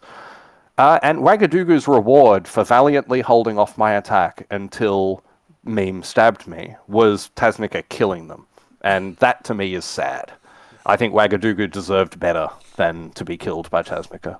That is quite fair. What do you? Okay, actually, but more of a fun question. Do you wish you'd been more? Do you wish you'd been more in the slander videos than you were? I think my role in Slander 2 was enough. Because people were talking about my flip-flopping, which was a totally fair thing, and the Wagadugu stab made it into the video. And so I was like, yeah, this is fun. Yeah, fun. Cool. What was your favorite bit of media produced in outside of normal game, as in the slander videos, the bounty system that ended up having the betting that Mercuria created? Oh god. There was the Magic the Gathering cards. There's been quite a lot. Obviously, we had the little battle reports as well. Oh, I loved the Magic the Gathering cards. They were fun. Did you end up having one made for yourself? Yeah. Well, the first people to start making them were Ben and Great Ardra. Oh. So yeah, McKelly joined in as well, so I think I've got one as well somewhere. Yeah. Yeah, I mean, people ended up making them for like everyone in the fucking game. Yeah. But yes, yeah, I was what Bulwark of the West, legendary creature, summoning other guinea pigs around me, That's and quite so funny. yeah, like I kept referring back to that later on as propaganda. Like when Fernando Poe was like, "Oh, Vlad, are you going to work with me here?" I just sent him the Magic the Gathering card, like That's great. Bulwark of the West. Yeah. That is Um, quite funny. I think my favorite piece of external media that happened with the game, I loved a lot of it, but I think nothing can beat Niani's "I have waved my build" video. Yes. Nothing can beat that video. Yeah. That's it was something. It Like, was just the fever dream of it, like the emojis, the fucking the slander video being on his computer screen at the end of it, like I think yeah, my Magic the Gathering card was Dire Truthful Reporter because it was my when I was doing my like Deborah Burhan like newsreel things, oh which yeah, yeah. which was literally just me trying to do propaganda to save Evergreen, to be Oh, honest. absolutely. Which I then stopped doing as soon as Evergreen was okay, and I didn't have to worry anymore. Yep. Um, but no, yeah, no, that video was hilarious. I And, think that and the fact that it directly impacted the game, like yes, shockingly. Um, I think the slideshows were really fun. oh yeah, They definitely added. It was all the like, I'm sorry for stabbing. This is I think your one, why you stabbed Agades, yeah. was one of my favorites. Um, Yeah, I needed to make that, and I dropped it like the second yeah, press opened up I again. remember you did. You dropped it immediately. I was like, oh my god. What it, Well, yeah, and I remember memes saying like, imagine someone stabs you in the back and then gives a 10-minute TED talk about why they stabbed you in the back. uh, Yeah, my favorite slide I remember, I don't remember the full context and everything, but do you know the player Huarpe in yes, yes, South America? yeah, Yeah, as in RIP Huarpe, yeah, the yeah, yeah. big meme.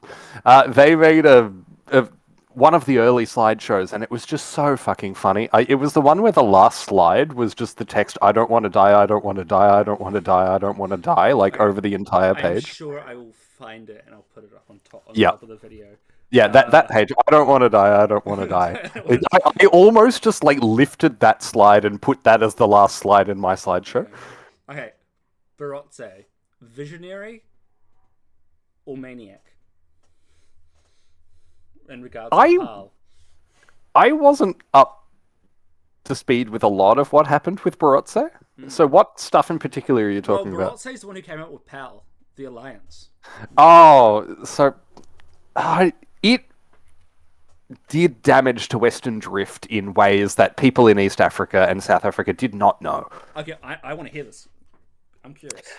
So, because this was year one, people were talking about PAL as the idea, and it was specifically planned as propaganda to try and ward people away from attacking Africa, to project outward strength. The issue was that a couple of our alliances were trying to invade South America, and the big propaganda voice in South America at the time against Africa was Ezio before he died. Very, very quickly he died, sadly. But Yeah, and Ezio, and I don't think he ever believed that PAL was real. Ezio and I think Megas and yes. Downpour, they were all like, oh shit, Africa is attacking us. And not just, oh, West Africa's attacking us. When people started posting about PAL and Foe, because Foe was the other part of the PAL thing, suddenly Was it? they were like, oh, Africa's an Am I alliance. correct that Foe was a South American variant of Pal? Or Foe was what we called the Hive. oh right, okay. The Yeah, Hive so and Bees, I think they went through like 10 different names. I think during this game. well, yeah, because there were times where we were like trying to win over like the Hornets, and there were like the Bears or Yeah, something. there was a Beers that was like next to the Pirates, right? They were near the Yeah, Pirates. we tried to make it not Africa versus South America. We tried to make it this is Western Drift versus the Hive, and people can help us take down the Hive because people like Ezio are gonna like get big and everything.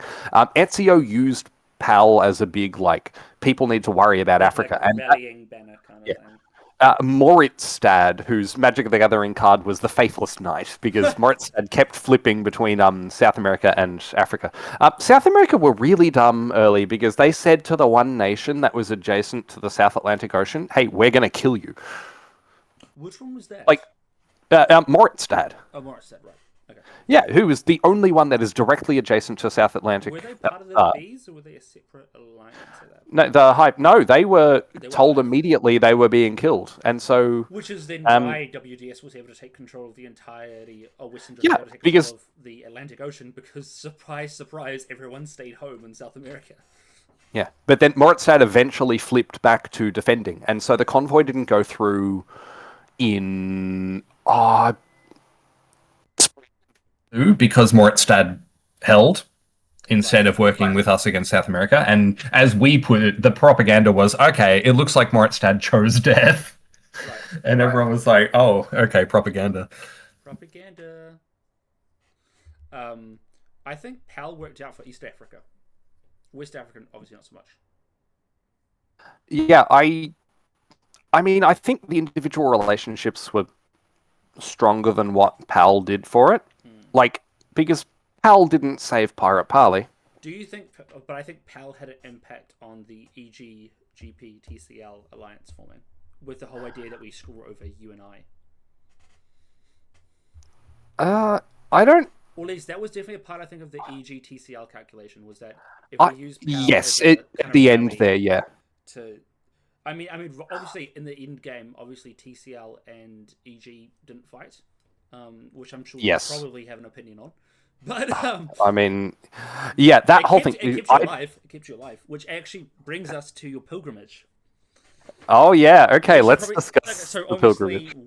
Were you the first one to come up with it, with the pilgrimage? No, Captain Meme was the first one to come up with the pilgrimage, and this was right after Meme stabbed me, and I was looking for ways to live. And I'd done a move where... Was this during the flip-flop? No, this was... No, I'd been solidly in GP, working against WDS, and Poe, we were like about to take Ouagadougou. I'd supported myself into Mali, and this is when Meme walked into Agadez and stabbed me. Yep. Which, in the spring, which I couldn't cover... That specific phase was really annoying, because there was a real threat... I think I had armies in Timbuktu and Busa at that point, and I had the option of supporting myself back into Agadez, because I was pretty sure Meme was going to try something. But if I did so, I would be giving Timbuktu back to WDS and be piecing out with them, and I didn't trust them to ever forgive me. They were players that had long memories. Yeah, and not only someone like Tasnica, who was saying publicly, oh, of course we'll forgive you. I was like, I know you. You're not going to forgive me. And Ouagadougou sure as hell isn't. Like, Ouagadougou didn't really learn their mistake there, didn't they? So my other option was to self-bounce in Agadez, or like just predict a Meme bounce there. But the issue was that Ouagadougou was gunboating whether to support Tasnica into Timbuktu or not. And if Ouagadougou did support Tasnica into Timbuktu, and I bounced in Kanem-Bornu with Meme, my army gets blown up in the spring, so I would be down to one army with a fall phase coming up, and I probably would have just immediately died. Like, what was my other dot at that point? Agadez, I wouldn't have been able to keep that. Tasnica and Meme would have found some way to kill me. Right. And so I was in a really rough position, and I decided to predict that Meme would stab me in the fall, because I thought he was going to do something, and so I left it open, and he walked right in, and yeah, there wasn't much I could do. But anyway, I was trying to talk about, like, okay, I'm in Ligma now. I defected from GP and joined Ligma, and just was like, hey, Ligma, please try and do some diplomacy to keep me alive. And I was trying to get up to Tripoli through, like, Agadez and Hogar and up that way. And it just didn't work. Tasnica didn't want to let me through Timbuktu. I was going to try and, like, support myself into Timbuktu and have Meme support me in. And because Tasnica was never going to go for it. I remember one of the lines I said at one point when Tasnica was like, yeah, this doesn't look good for me. And I was like, yeah, I know. That's why I'm not asking permission.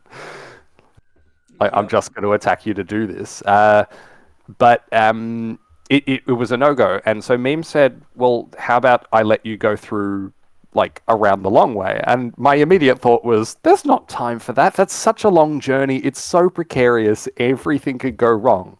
And then I think a few hours I came back and I was like, but that's why it's so funny. Yeah. And It's, I it's think, like it's like World Convoys. It's funny and that's kind of like yeah, absurdity. yeah. And before Meme Stab, to be clear, I was still holding on to the idea of rebuilding and getting up to 3 and, being a force in Central Africa again. Because I had 2 dots at that point. I was getting into Mali and I was looking pretty good. As soon as Meme stabbed me, my game was basically over. And there wasn't any real way for me to grow again. And so I came back and I was like, actually, I'm just 1 dot now. How about I do the funny thing?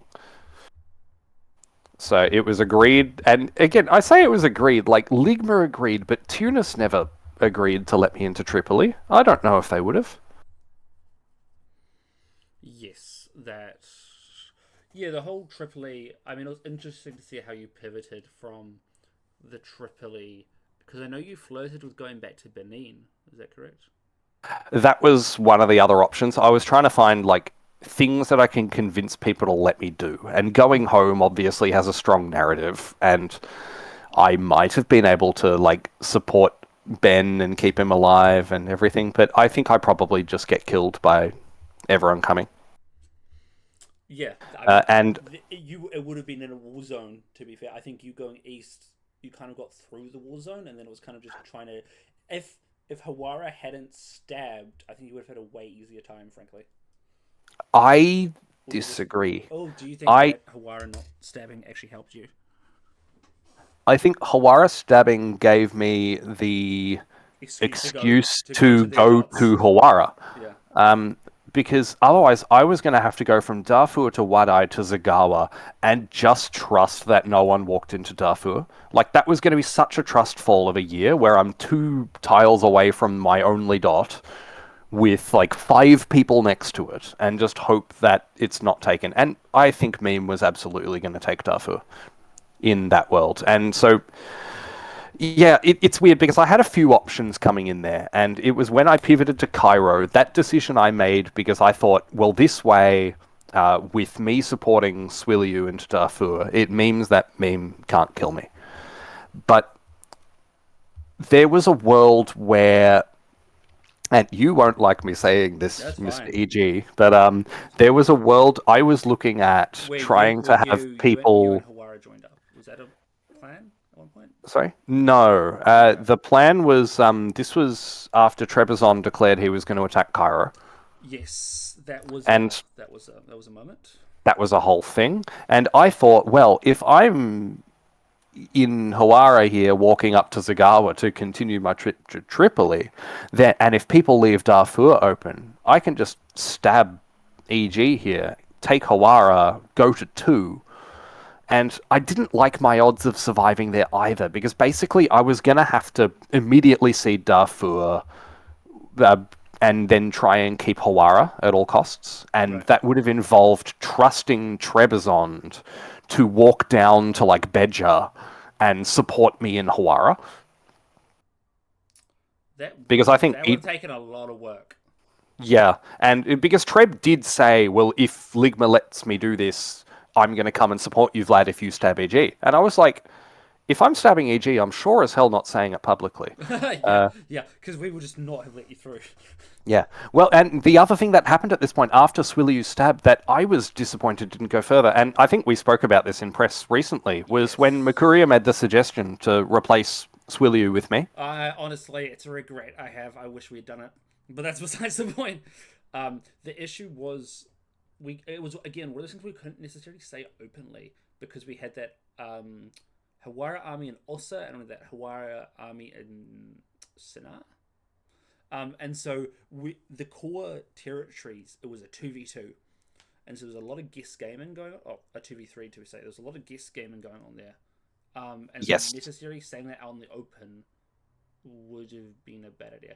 Frankly, if Yeah. you decided to just say, I'm staying in Hawara, I would have been like, sure.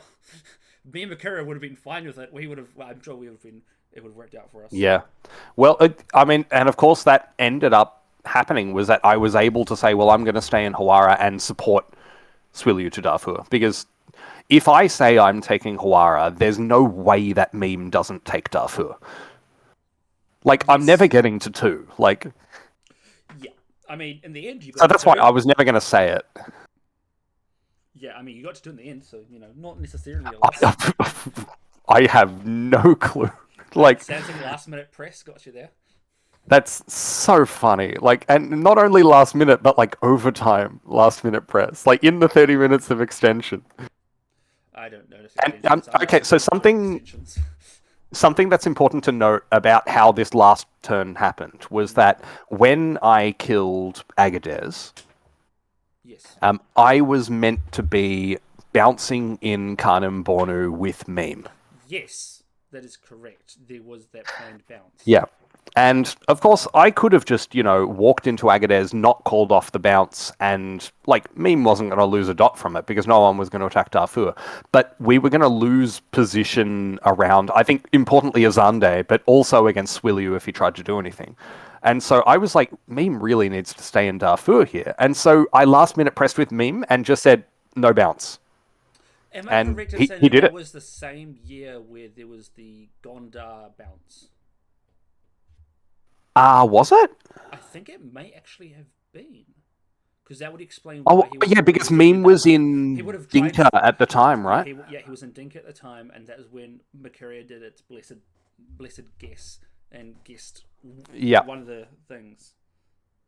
But the thing is, like, Meme really trusted me in that moment because the whole idea of the no bounce there was that, the idea of the bounce was that we didn't fully trust New Agadez, and Agadez could walk into Kanem.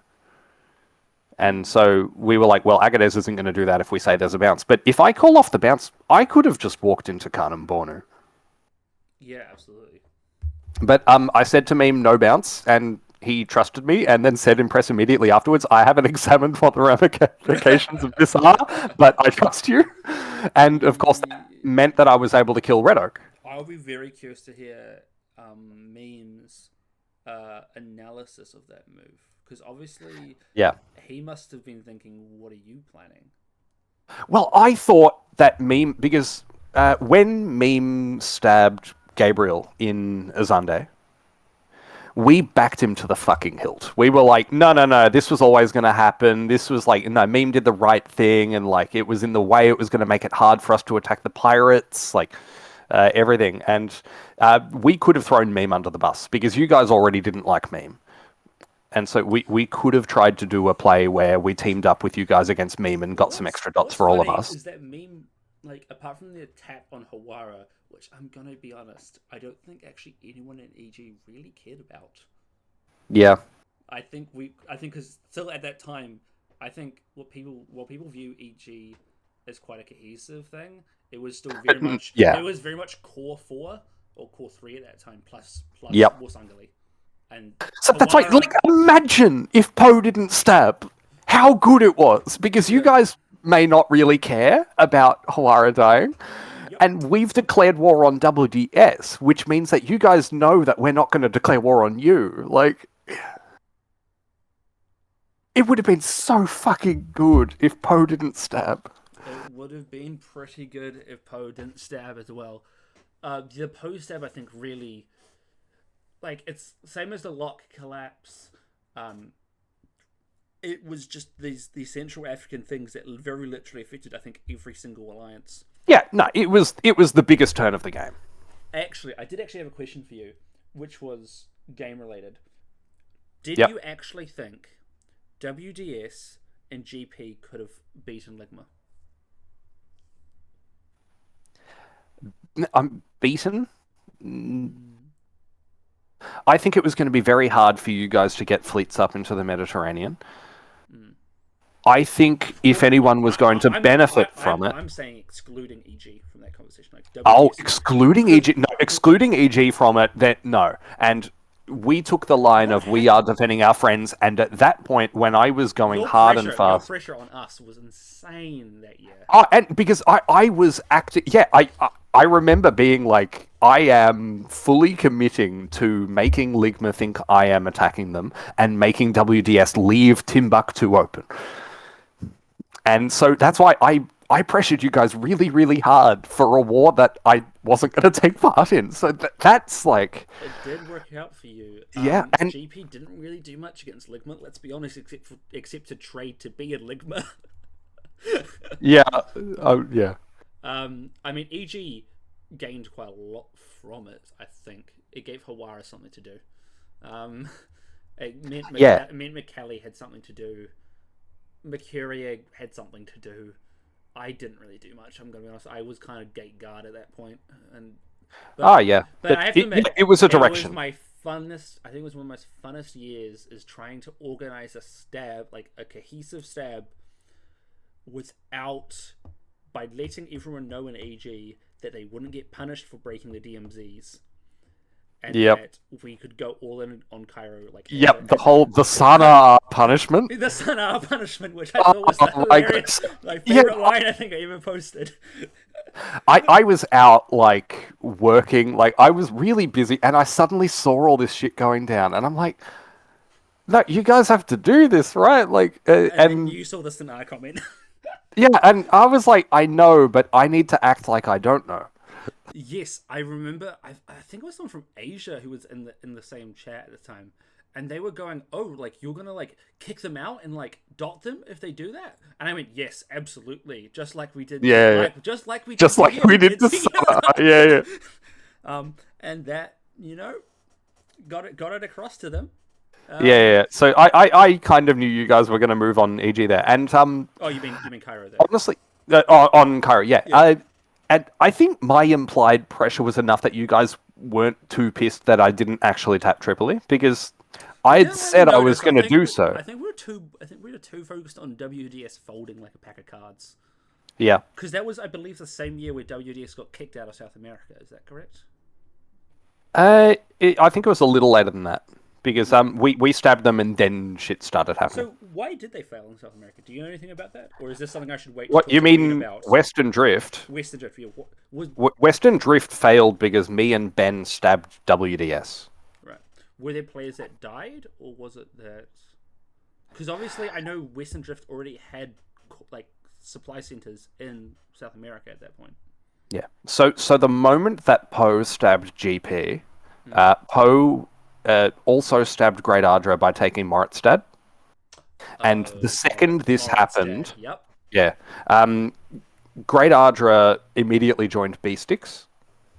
Great Ardra was the first to leave. And Belem, actually, who was a guinea pig before that.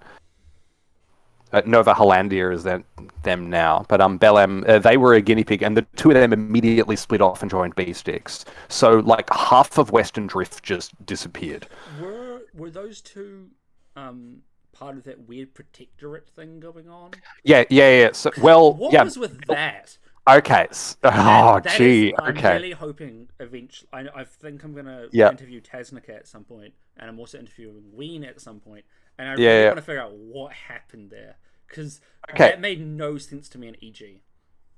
Great Protectorate was a Great Ardra idea to keep political capital in South America because... I just want one question. Was it great? Was it a great idea? No, just a good Protectorate. Yeah. There were issues with the idea that Tim and I made very clear when it was happening, but the whole thing was the important move that kicked off a lot of this. Like, we were already moving to Africa and to South America. And that was already underway. But at the end of year 2, Downpour stabbed and doubled. And got to 4. And everyone in South America was like, oh my fucking god, I hate this. And a lot of the people around Downpour were like, okay, we're going to continue to be your friends and just kind of like vassalize ourselves to you. There were a few players in South America, particularly the ones on the coast, that were really, really upset about this. I think Minas Gerais was one of them. I think it was Minas Gerais. Sorry, let me just scroll to them on the map. It was Minas Gerais, Salvador, I can't remember if Rio de Janeiro was one of them at that point, and Belém were the players It was like that 5 centers, I think, at one point. yeah, it ended up being 3 players. I think Rio de Janeiro was a wild card, but Salvador, Minas Gerais, and Belém were the 3 that were like really anti-downpour. And Wien kind of was as well, but Wien was over the other side of Africa, so we didn't have much to do with her.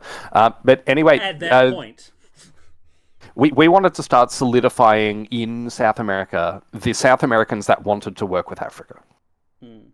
The issue I had with the name Great Protectorate, and because originally it was going to be called the Guiana Pigs, because of the idea of that's a great name. Brilliant, yeah. And that meme had been around since the start of the game. We were like, Guinea to the Guyana, let's make it happen. That was part of Western Drift.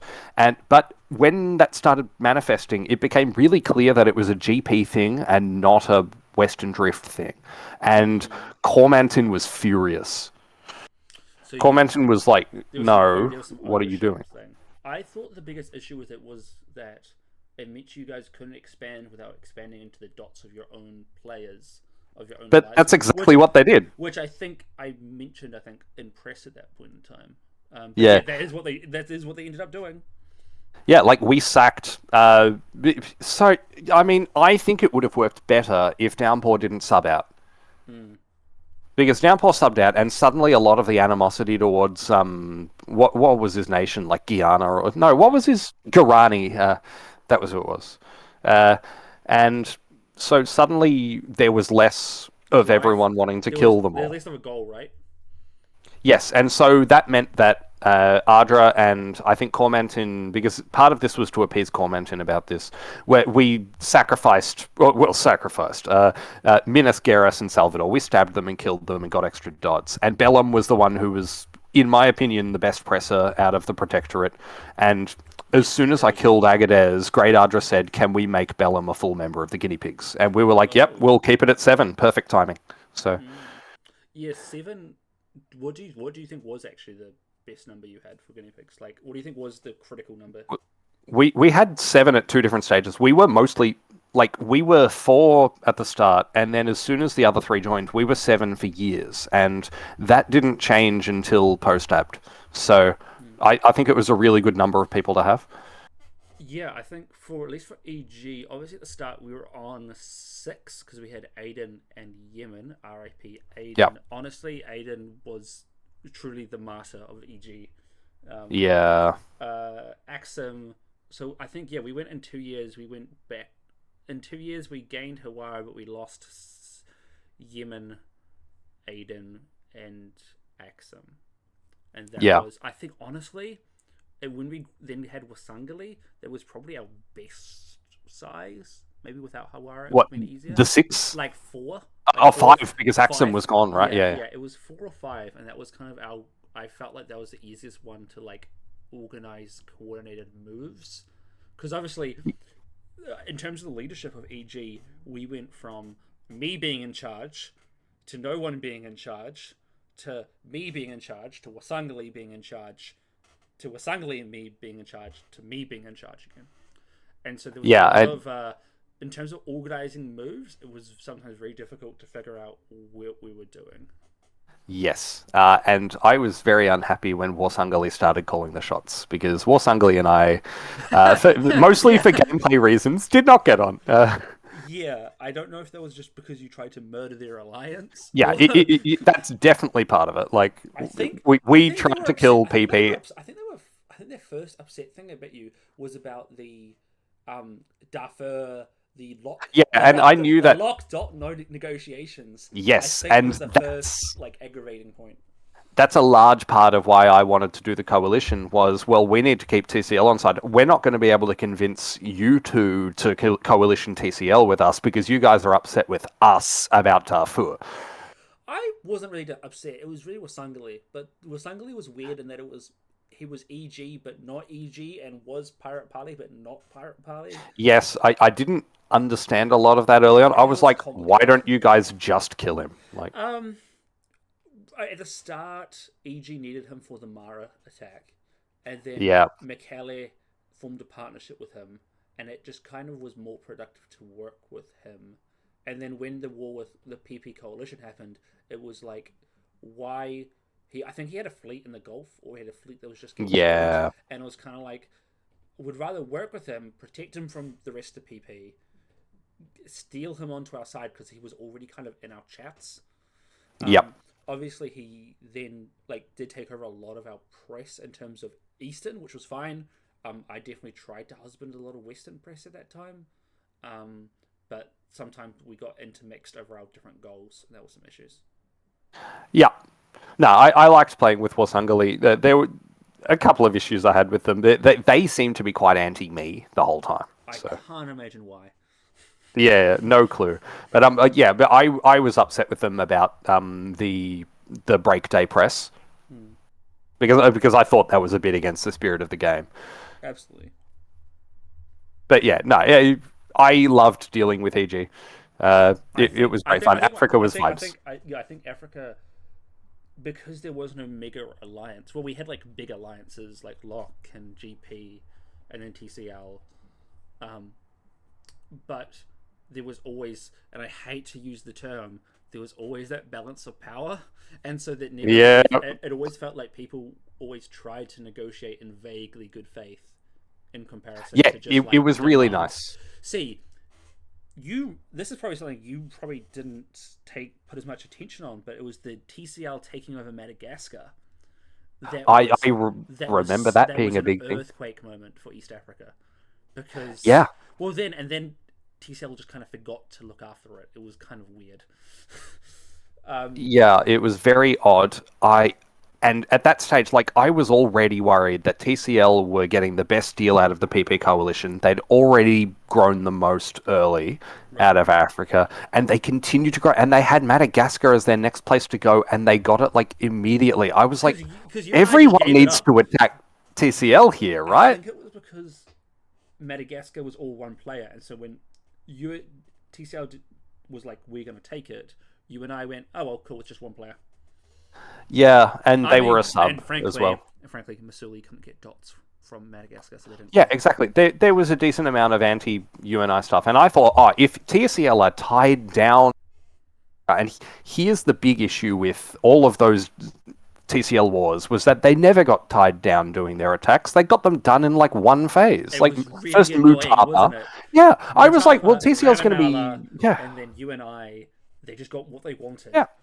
So annoying. And, they had no other fronts to fight on, I think, was the big thing. And one of my big what-ifs, there's so many from this game, but one of them is, what if we had all warred TCL at the end of Year 2? Oh, like PP. EG. Yeah. Yes. I don't know if EG could have, because Banyero would have blocked our attack in. I think a GP and EG war to the south could have been very profitable. Yeah, including warring PP? Including warring PP. I think we could have won, frankly. Yep. We definitely... Because I think EG... Obviously, I can look at my battle report, I did. But in terms of the PP coalition, I think EG had more fleets than PP at that point. Yes. Because PP gained some shit down in Madagascar because they joined in with TCL against Ravenala, I think. Yeah. But no, I think we could have won that. It would have been a good moment. Additionally, it was one of those things where the people who called the shots in GP were, frankly, the northern ones. And so they didn't really think about the southern front as much. Like Agadir and Meme, they didn't order TCL, so they didn't really care. Yeah, but also, at that point, Meme wasn't really pressing. Meme wasn't... No. Meme was doing things and was just happy to do whatever. I think if anything was going to happen where we attacked TCL, it would have had to be me making that call. I think Fernando Po would have loved it. Banda would have probably joined you, let's be honest. Yeah. I had a misread on... Banda absolute... Wait, at Year 2, no. Banda was TCL. I think they would have flipped, though. I am not sure, but because the stab she did on us was very much I'm getting my alliance to attack GP, and not I'm going to personally get a dot for myself. it was interesting to see how many TCL members were OG TCL. Because TCL, again, used to be this tiny little line of supply centers. Well, there were 5. There were 5 of them. They were vaguely important, but they were kind of, I think, in year 1 balanced out by Mutapa in the south. Yeah, But well, then I mean, Mutapa Benguela flipping was Ben- huge for them. Full credit to Benguela. They're one of my Cape top, Coe. Yeah, them and Cape Coe were fundamentally great players in the south. Yep, absolutely. And obviously, me and Benguela had a really, I think, obviously productive partnership. It was a very productive relationship, and I think the 3 of us all knew that. Yeah, so it was worth hanging on to. Which I know may have caused the hug box issues that GP had with everyone else. But I think, at least in Benguela's case, obviously I think I'm going to interview them later as well, that the pact worked for TCL because it allowed them to go against you and I and into the east and the west. So when you say the hug box issues, are you talking about I'm when I did my big... I'm talking about E-Hall, which I'm not sure if you want to cover or not. Was that me saying, can everyone please start attacking each other? Yeah, that was not what I actually thought. Okay. That was just me going, we've just attacked people. There's a... Yeah, that was me going, there's been a big hug box. I think I can work this line that if I'm doing all these big attacks, then a whole lot of other people need to start doing it too. And the main thing I wanted to happen was actually for Tasnica to start stabbing Western Death Star. Imagine if Tasnica had stabbed again. Whew. Yeah. So E-Hall with that, I don't see it as a huge issue. I think I probably had a bit of press in there that does not look great in retrospect. I think I was having a bad day IRL, and it bled into some of my press. A lot of us in that year were having bad days, frankly. Yeah, exactly. And yeah, I definitely had to come back on and be like, I'm sorry, guys. Like, we're all good, right? You know this is not how I play this game. You have seen me press differently for the last 5 years. I'm sorry. Yeah. I think everyone realized that, there was a lot of... because GP at that point in time, I think, was kind of stuck between a rock and a hard place. In terms of I was in an awful position because, of the 3 people that it made... Agadez was a sub out, I think, at that point in time as well, I think. Agadez was dead by then. Oh, Agadez was dead by then. Okay. I'd already killed Agadez. The issue was that the 3 players that were looking at, who in Africa do we split off and join? For Meme, it was really easy for him to split off and join EG. Who can I just say was voted on unanimously to join? Yep, absolutely. Made a lot of sense for everyone involved. Made sense for EG. We were happy. No longer we had to watch our backs. Exactly. Yeah. The issue for me with joining WDS was the Mamluks unit in Hoggar. And you know how I feel about what Mamluks did for the 3 phases after that. Enema, baby. Whoop, whoop. I am currently in the Great Pyramid at Giza. I am currently pissing on the Pharaoh's grave. I'm pissing into that sarcophagus. Yeah, the Mamluks Enema, I'm not sure why it happened. I assume it was both real life and also there was definitely a breakdown between Mamluks and Ligma leadership. So I thought if I joined WDS, worked against Poe, that Poe would work with Mamluks against me. Because WDS were at war with Ligma. Okay. And I had a good relationship with Ligma. I had just done my big stab because of Ligma. And I knew that they would be warring WDS and that we'd be joining that. And I'd been setting that up for 2 years before the stab. So I thought, with that Mamluks army in Hoggar right there, I need to work with Ligma. So that's why I ended up deciding to work against WDS. Of course, the army in Hoggar immediately ran away and disobeyed Aragon's orders. Yep. And because I thought, well, I'll be fine to attack WDS here because I'll always be fine in Timbuktu because Mamluks can support me. Never happened. Why did we get on to talking about that? Yes, basically, as soon as all this shit started going down, and I'd been trying to organize that coalition against Poe early, because I thought if this happens, Ligma's not going to interfere. And then it didn't happen, and so I declared for Poe, and then suddenly the coalition did form, and I was like, are you fucking kidding me? Like, I'm going to die now as part of this coalition. And so I really started panicking because I thought, well, everything that's just happened is ridiculous, and now I'm going to die. So I think that impacted my press and made me be more aggressive than I needed to. That's okay. But I think I don't know if it's just a GP thing, but GP press was always a little bit more, I think, aggressive than most other players. I think that was mostly Tim. Yeah, maybe a little. And also, I think in a lot of those negotiations between TCL and EG and GP, I was the only one there. Yes. Whereas you guys often had multiple people in the chats, particularly TCL. You know, there'd be Pango there, there'd be Luba there, there'd be Banda heckling from the side. Oh, Banda was always heckling from the side. I don't think that. Yeah. Yeah, it was so funny. And I think I just got really stressed out that I was having to do negotiations on behalf of like 6 people. Who weren't there. Yeah, right after Poe was stabbed. And I was upset that Poe had stabbed. And yeah, but I don't think the strategy of encouraging everyone to start stabbing is necessarily a bad one. No. Obviously, I'm hoping to eventually talk to Hawara about their stab, and I'd be very curious to see if your message was an impact on that. Because obviously, your e-hall message. Oh, okay.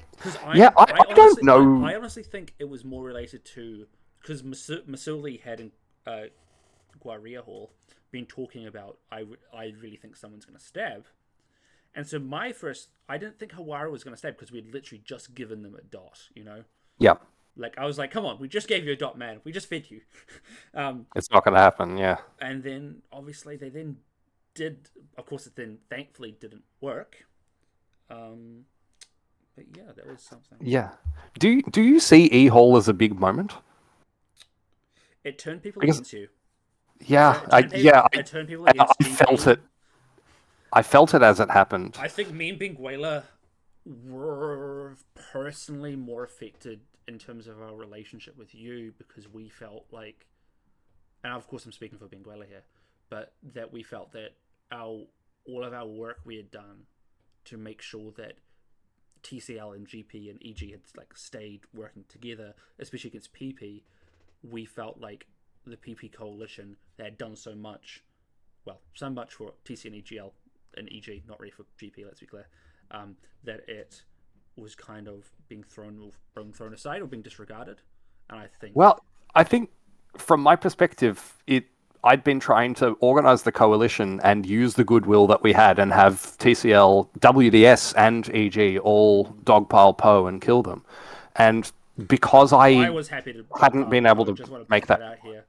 It was purely a TCL and WDS. Yeah, it was TCL that wasn't EG wanting was to do it. so happy to just go west.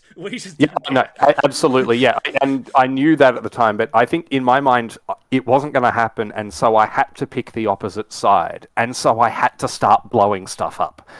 But I did completely trash my reputation in doing it, so which I think I was able to rebuild. Thankfully. Well, I think also because you had your pilgrimage, so people inside of you as this kind of threat, but instead as a kind of a player to help. Oh, but this was a couple of years before the pilgrimage.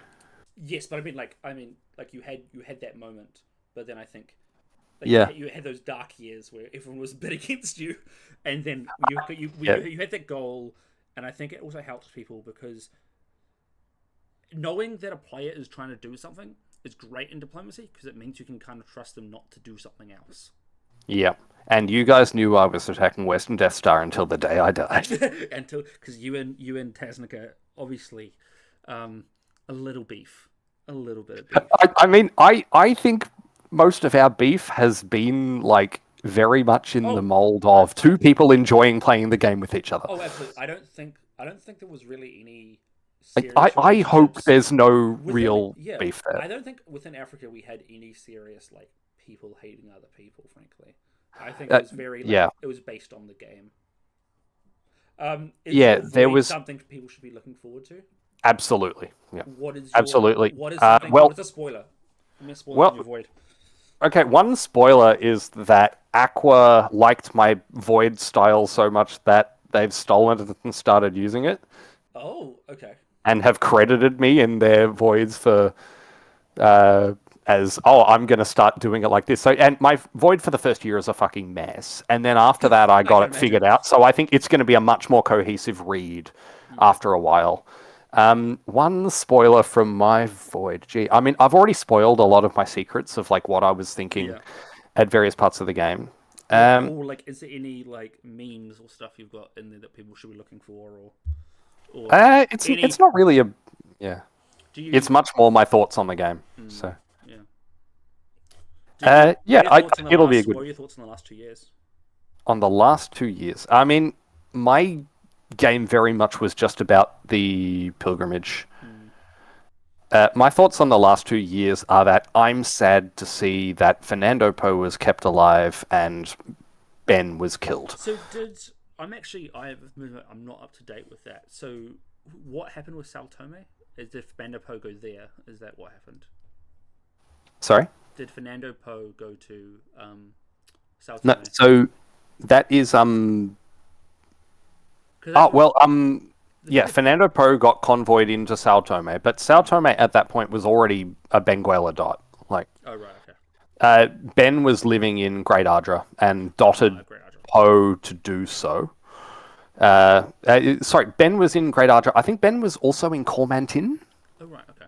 at the time, and so was living on 2, but everyone started attacking Ben, and Ben didn't But make it to the I end of the game. mean, Ben taking Cormantin after Emu, famously. Oh, yeah, I mean, the .com, like, Yeah. classic meme of the game, so it loved it. Yeah. He definitely got him some, notoriety for murdering the map maker. Although he didn't die.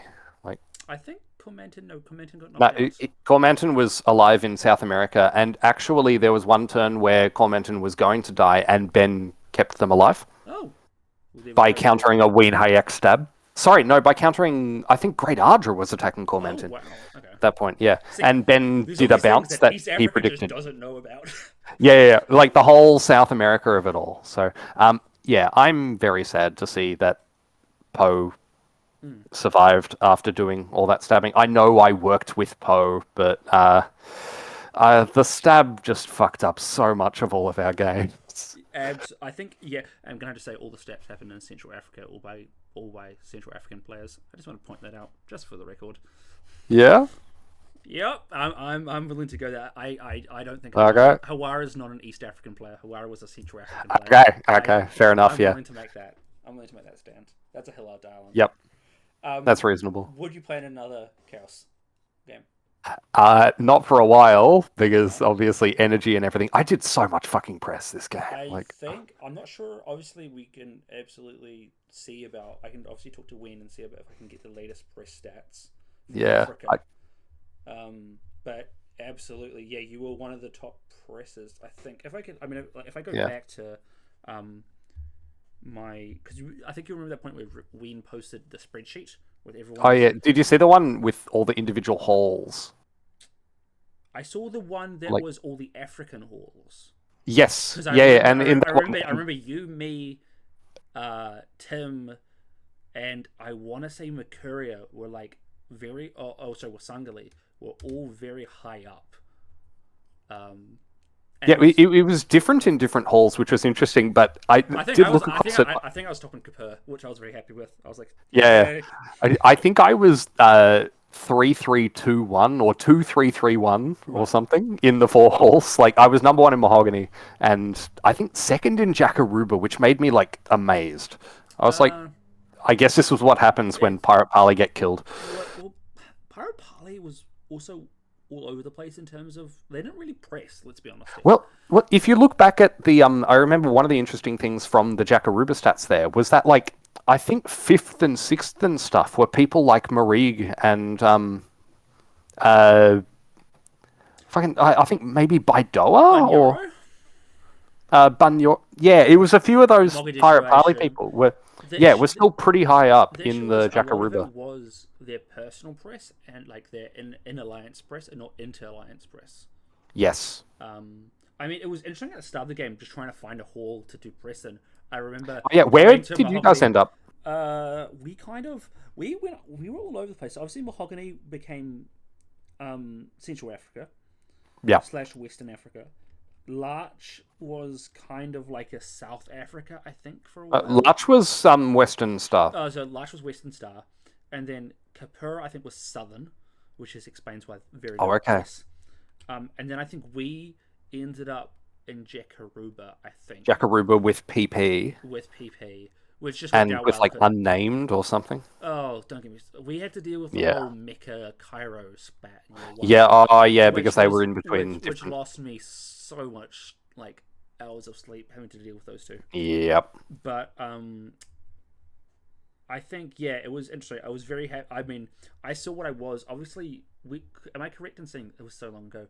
We knew what we were like an hour before game start. Was that correct? Yeah, we found out during that hour. Some people Yeah. found out only like 10 minutes before press I open. found out 10 minutes before. Oh, okay. I had about half an hour. Yeah, I mean, it was fine. I still had enough time, and I remember looking Yep. at the cluster and going, "I need to be friends with these people," and just Yep. obviously that worked out well. There was grabbing Aiden and Sanar at the start was just worked out well for EG, I think. Yeah, well, and I think your alliance name helped in that. Very happy that I'm the one who came up with that. Just want to point that out. Yep. I mean, Oh, did you come up with Evergreen? I came up with Evergreen, yeah, because we were trying to think of names. Very good. And I remember, well, it was just very hard to, because like there were talks about us being called like Abyssinia or whatever, and we're like, that's kind of boring. We want to pick something that's not a country. Yeah, people are making more fun alliance names. Like Locke, obviously, like Locke was formed to our west, and I Yeah, remember going, well, our entire thing is just the Red Sea and the Suez Canal, so let's just become Evergreen. And then I think McCallie was first on board with it, and then Mercuria was then on board with it, and then Axum showed up and was just like, oh, I guess we're Evergreen now. Yeah, nice. But no, it was, I mean, to be honest, if Axum hadn't joined us, we would have just dotted them immediately. So, yeah. Yep. But overall, I really enjoyed the game. Oh, I've had a fucking blast. Like, yes, there were some tense moments in there, and I think, that moment in the middle of the game was not one of my finest. But I think completely agree from- I completely agree hope there. it's not what I'm remembered for. But No, I think you're remembered for your stabs.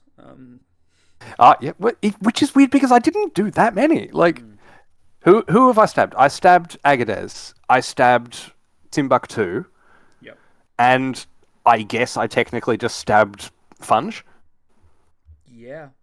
I think that's it. So I think it was more your. I think your stab on Agades was just. I think a start. I think everyone went, oh, Benin's serious. Did you ever thought about going for a solo, like right at the start, or were you just like you saw Benin and you were like, yeah, no, I'm not doing it. I'm not doing it with Benin. I don't know how anyone can enter a game with 345 people and decide I'm going to go for first place. Like, Masuli, but yeah. yeah, but I think that kind of just unfolded in that way, and it's like, oh, I've got a chance to go for that. I think you can't know it until a couple of years in. All you want to do is get yourself into a good position, and then, oh, maybe I can start looking towards going for a solo or something. But very much for me, I was like, no, our alliance was not about feeding points, and we were all like, we all just want to get to I two think there was an quickly. African thing that no Yeah. one really cared about points. I think yeah. I'm not sure if GP Cairo was the one at the start that managed to manipulate points. Sorry. Cairo was the one that managed to manipulate points in Africa at the start.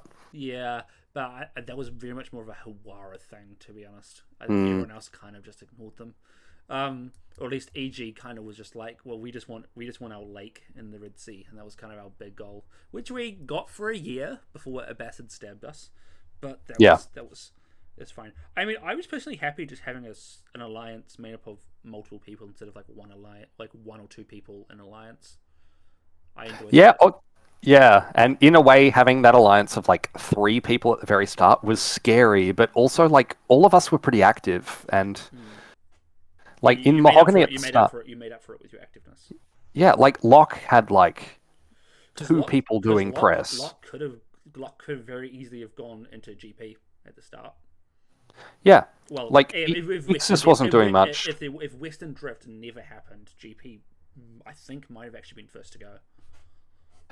I mean, it kind of depends, because at one point we were looking at making ourselves basically part of Lock and working I do against remember that, because the Death I Star. remember you guys being like, we're just going to become the Lock naval yards. Yeah, exactly. And that was before Sao Tome came around. And we were like, well, we're going to be the fleets. They obviously could have just walked towards us and killed us. And I don't think I remember that press know where if people were like, Ixis... I remember when people were like, well, no one is going to trust them to walk into Yeah. the citizen spring and not stay there and fall. And particularly, have you seen I think it was the Six Doc video by Meme? Meme and Ezio? You mean the latest 7 doc video? No, the one in... You mean Or Six Walk, or whatever it's called. The one in Europe. I unfortunately have no idea about it. I haven't watched it either. Okay, well, basically, a tiny little bit of... Do you want me to spoil some of that for you? That is or... absolutely fine. Remember, I've had McKelly talk to me about Yeah. 7 doc, so I'm very willing for a little ramble. Go for it. Yep, so Meme was in an alliance of 3 that were on the coast of, the Netherlands. Meme was Ghent, and there was Amsterdam, and I think there was another, I can't remember what the other tile is. It's not the one that's there right now. That's been blocked out by all the moves to Kazan on my map. But there were 3 of them there, and I think all 3 of them built fleets, and they all got fucking massacred. And so everyone was like, if you guys build 2 fleets, you guys are just going to have that happen to you. Right. So yeah, of course it was the correct play for us to build 3 armies and trust Ben. But I mean, that only works if we can trust Ben. Yeah. And at the start, I sure as hell didn't, because I wanted to kill him. Well, that was chaos. I mean, I remember when I was walking from Deborah Brahan down to PP dots, and I was terrified of a Mercuria stab. Yeah. Because if Mercuria had stabbed me, they would have been able to probably consolidate without any dramas. I think the thing was that if any individual person went for a huge stab and a big growth, they were going to get killed by everyone. Which I think was purely a kind of an African thing. I think. Yeah, it was just how Africa kind of formed. That everyone was like the Tasnica precedent was big. That everyone was like, we're not allowing people to do this shit. The Tasnica / Mandara. Yes. Yeah, and so it meant that people were always looking for excuses to do stabs and to do kills, and I think I had the perfect excuse to kill Agades. Yeah, in memorial of Tim, right? That was what it was for. Yeah, and it was just so clean. It was the fact that they were on 2. Afterwards. Yeah, it was just, well, they're losing Tripoli and Agades in the same turn, going from 2 to dead instantly. Yeah, there was kind of no recriminations you had afterwards. You know what I mean? Yeah. It wasn't like oh my god, you stabbed me. It was like well, I'm dead now. Yeah, because if leaving them alive on 1, or if the stab doesn't work or whatever, they just join Western Death Star and turn them against us.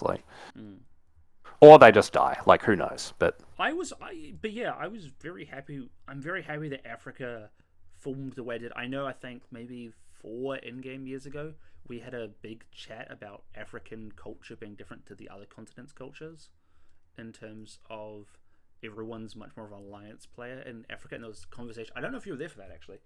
But, I think because how Africa had self-selected for non-stabby players, which was then really funny because then the next year there was the big stabs. Yes, yeah, and everything exploded. But because I remember I had beef with Sammy. This was beef because I was doing my Oscar-winning performance of being the WDS simp, and just completely sucking up to them and everything. And were you aware of the Spitsbergen issue that happened in Canaries? Anything from Great Ardra westwards, I know little of. Yeah, so Spitsbergen was one of the Viking type of guys. One of the, what were they? The HSE, I think they were the Hanseatic seat. That alliance, that Sammy's alliance. Helsingfors, I think, at one point as well. Helsingfors might have been in that alliance, yeah. But this was Sammy's gang up north. Basically, it was the Viking group, and Spitsbergen was going to die because I believe of a stab by Godthab, which is in Greenland. Yes. and Spitsbergen decided to run away and seek refuge in a dot in Africa. Funny. And WDS were working with the Vikings against the pirates Right. at this point, and basically Sammy had told Spitsbergen, do something that's going to keep you alive, and Spitsbergen decided to stab WDS, and WDS didn't really... They were upset, but they weren't ultra like, oh my god, fuck you, how could you possibly do this? And so I was like, Sammy, this is outrageous. Like, I don't think that people are talking about how much Vikings just stabbed WDS here, because I was trying to make WDS make enemies with everyone so that we could then stab them. And I was also playing the part of, I'm supporting WDS until I die. I'm Tasnika's best friend. We've made up where everything's so good. And I went quite far with it. And this may be what you're talking about with some of the aggressive press style. That Sammy saw it. And Sammy's told me since that he saw it and he was like, yeah, this is what the hell is this? This is... You're not even in WDS. Why the hell are you doing this? And he's told me that he went away for 10 minutes and he was like, oh, it's all a lie, isn't it? Oh, Vlad's going to stab them because that's overcompensation out the arse. So he predicted it. He predicted it. Yeah. Wow. Yeah, I guess we're probably towards the end. Here we are, I think. Yeah, it's been a huge blast. I've loved playing in Africa. I've personally really loved playing with you. Yeah, personally, it was always great to do press with you, because even though I think we needled each other sometimes a little bit. It needed to happen in a game like this. It needed to happen in a game like Diplomacy, but there was never any malice behind it, and I was like, oh, Nigeria's messaging me. I can't imagine what GP is going to want of EG now. Kind of like when you were trying to get us to go in against Ligma. I remember going, oh my god, this guy again. But no, I thoroughly enjoyed pressing with you and playing with GP as well. As much as GP really was the most chaotic alliance in Africa. Oh my god, yeah, but in a way, like, I'm glad that we've had that big history, and it made for really interesting gameplay in the middle. Yeah, absolutely. Gave me something to wake up for and to watch out for, I guess. Yeah, I want to see the universe where we attack WDS and succeed. Like, it would have been so good. With Ligma or against Ligma? With Ligma. Oh, okay. Yeah, like when Ben and I stabbed, if Poe didn't stab and moved west. Yes. And, Great Ardra and Ben, because the fact that Ben wanted to do the stab told me that I knew he thought things would be fine in South America. Yes. Well, you were whether it they would were be the Guinea pigs, Guyana pigs. Yes. So, Yeah, exactly. And I think at that point they'd killed off the Protectorate, and we already had Bellum as a full member. And so you thought you could peace out. I think, or that they could, kill the Western Drift people in South America. Sorry, the Western Death Star people in South America, and be like, "Hey, we're going to help the South Americans against these people." So. Well, it's been fantastic talking to you about WoC. I'm very much looking forward to seeing your Void come out. I mean, my Void's just one big crash out. But very good. Yeah, I just went there. Whatever. I went to my Void. You did your crash out in your Void. I did mine in E-Hall. Yeah, I feel sure I can make a meme out of that. But it's been a pleasure talking to you, Vlad. It's been super fun. Cheers. Okay.